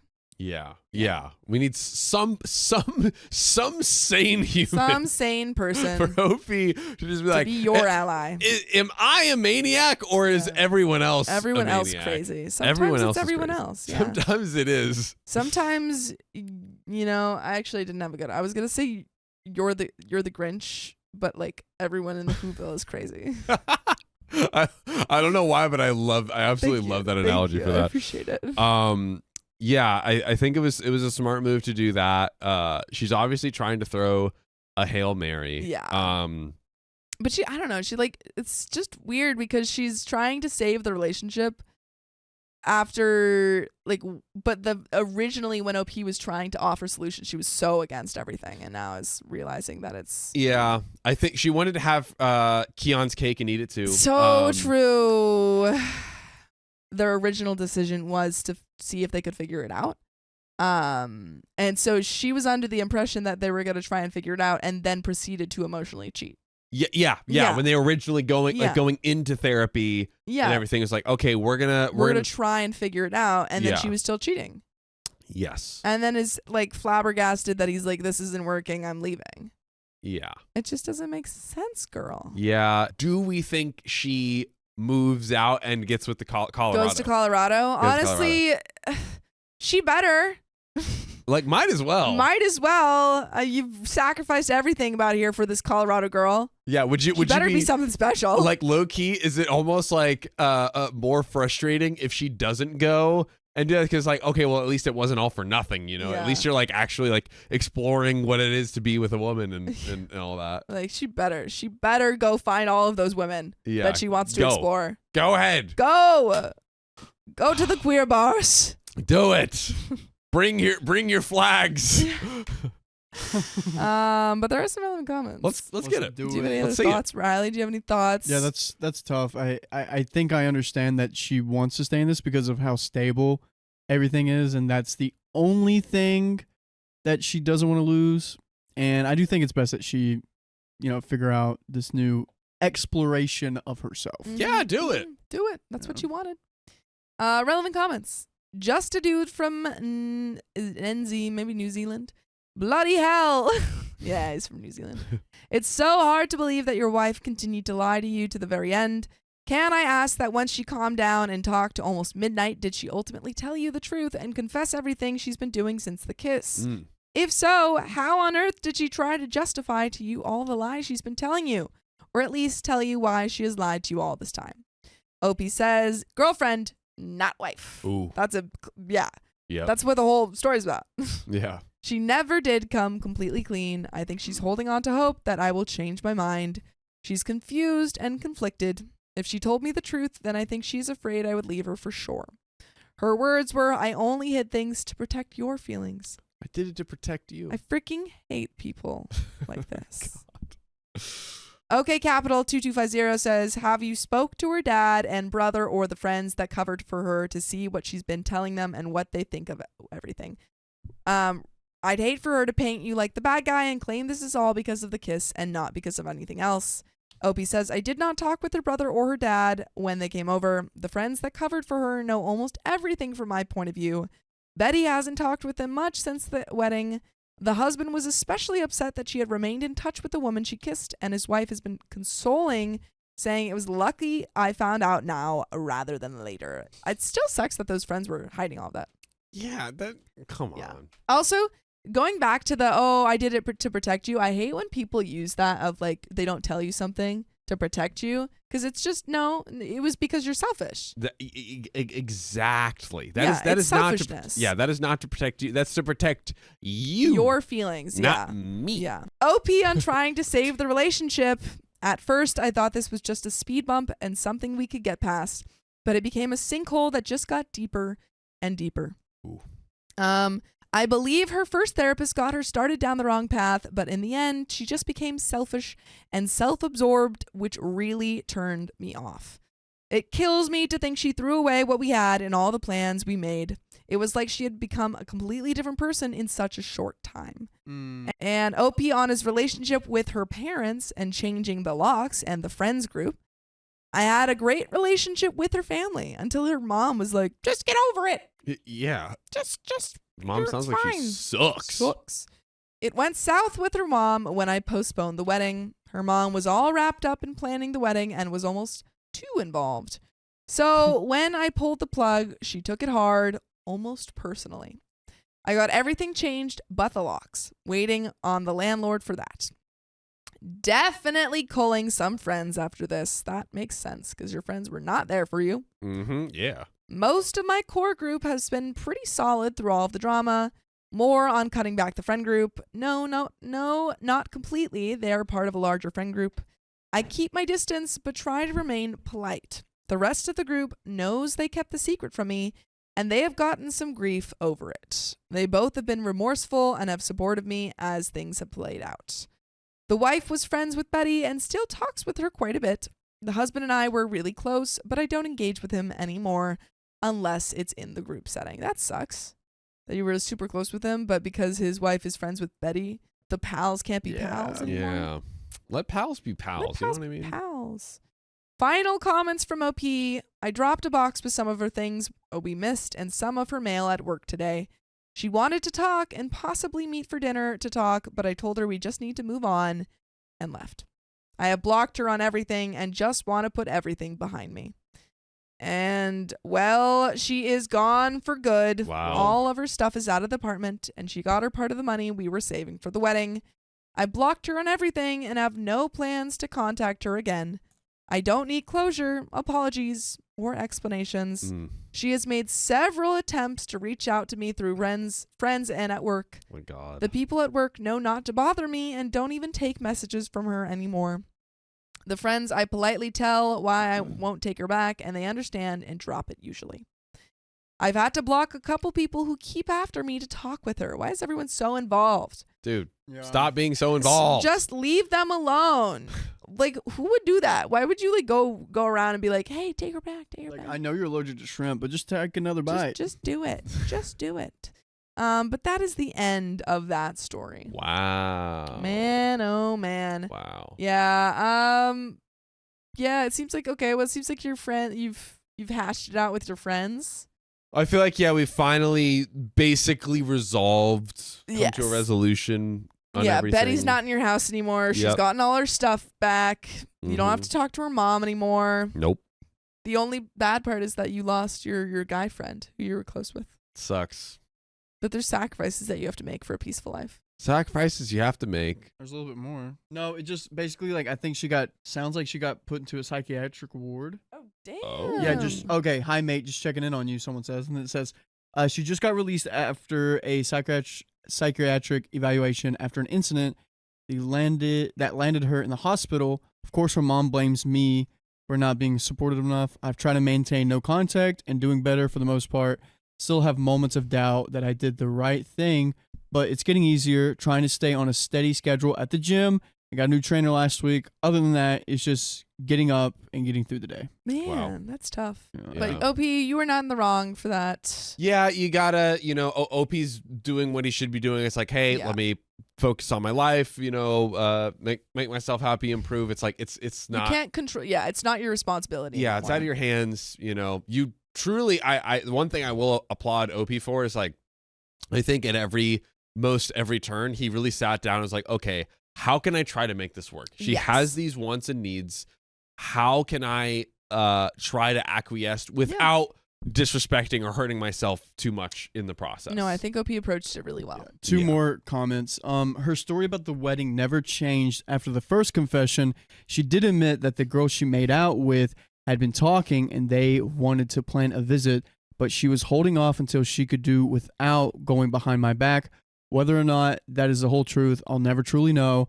I would like to think that if she had been honest with me in the first place, we could have worked something out.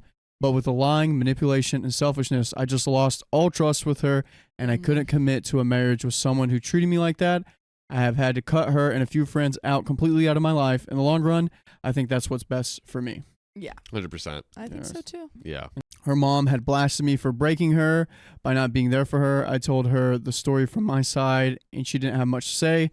The wife of the couple that covered for her was one of her close friends. She mentioned she remained supportive of her and was critical of the way I handled things. Dude. Even though the husband and I were good friends, I had to cut them off completely due to the wife's attitude and consistently trying to get me to reverse my stance on the relationship. Honestly, while it sucks to lose your friend, it might, all things considered, be for the best if you're constantly gonna have to be dealing with his wife, who's like, no change. Every time he goes over to hang out, she'll be like, no peace.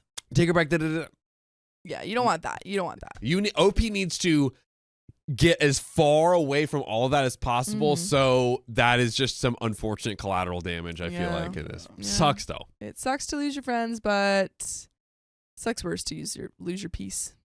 Ooh, wow.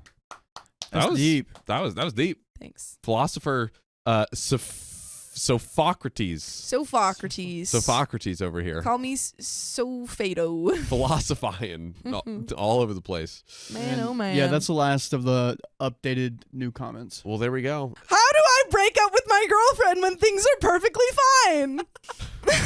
What is this? Why did you do this to me? Sorry, that was just great timing. Okay. I guess I just need to start at the beginning. I've been dating my girlfriend for almost 3 years now. We started dating in 3 months into our freshman year of college, and now we're almost halfway through our senior years. By the way, this comes from Davis on the radio on the r/OK Storytime subreddit. When we first started talking, or whatever you want to call the pre-dating phase, it felt a little one-sided as far as our interest in each other. She was really interested in me, but I was having a hard time getting into it. That lasted about a month, and then she said she wanted to be my girlfriend. By that time, I was a little bit more into it, and I thought I wanted to take the next step, so I said yes, and we started dating. As we get into the relationship, I start to become attracted to her, and as we go out and do more things together, and as we start to invest into each other's lives, it begins to feel very real, and I feel happy. We've met most of each other's families, and she would even go on a vacation/other trips with mine quite a lot. She isn't as close with her family since she moved here to school from halfway across the country, and hers was a big family. She would always say how much she enjoys spending time with my family, and that's something I really did find amazing since I love my family dearly. Now, she's an amazing person, without a doubt. She works harder than anyone I know. She has a big heart for the people around her, and she's incredibly smart. She doesn't give herself enough credit at all, and she deserves everything. Here it is. Here we go. I'm looking for it. The butt. But ever since our senior year started, something has just felt off within me. I just don't feel attracted to her. It's not a physical thing because she really is beautiful, and it's not a spicy sleep thing because based on our beliefs, that's something we mutually agreed to take it extra slow on and haven't really made big strides in that area, which is cool with us. And I don't think it's a personality thing either because we've both done nothing but grow since we've been together. And I've watched her conquer her own fears and personal issues and develop into such an amazing person. So what's the problem here? I'm lost, dear. And sure, there's some minor ways in which our personalities and interests don't mix, but if you look super hard, you're going to find that with anyone. All that being said, I just don't feel connected to her at all. And looking back, it's hard to find time where I felt like I was. But I know I did eventually begin to love her, and I wholeheartedly believe that what we had was real for at least a period of time. But I'm thinking about it now, I honestly can't say with confidence that I still love her. It's gotten to the point in our relationship where she's talking about marriage and how she wants to have a life together, and I honestly can't say that's what I want. But it's not the commitment that I don't want. Having a family is something I've always dreamed about for my whole life. Granted, I didn't think I'd be getting ready to take that next step before I even got out of college. She wants to get married no later than a year out of college. Wow. She's going to grad school, hasn't decided where yet, and she has in mind that we'll continue to date. I'll propose to her and we'll get married while she's in grad school. Now, I don't think I would ordinarily have a problem with that if I felt like I loved her. But the sad truth is that I honestly can't say that I do anymore. I've always had trouble reading my own emotions, so I'm having trouble figuring out whether this is just some anxiety that's disguising itself as this, or that I have just fallen out of love with her. Looking back, I would always be attracted to the things she said, like how she loved me and how she loved my family and friends, and how she would take interest in things I do. These were all things I would equally say and do, at least I feel like I did, but I don't know if I was ever actually attracted to her. It sounds awful, and it kind of makes me feel like a horrible person to say that I'm not attracted to someone who has changed my life so much, especially when she isn't an unattractive person. She hasn't done anything lately to turn my interest in her off or to drive me away. She's been nothing but great. Honestly, if anything, it's me who could be a better boyfriend at times. And you can be a better boyfriend to us by joining us live every weekday on YouTube at 3 p.m. PST. Just tap our profile. Be better, boyfriend. Be a better boyfriend. And there is a little bit more, but what say you? I saw someone comment, oh yeah, Pixie Love Dust, better to go now than later. You need to tell her.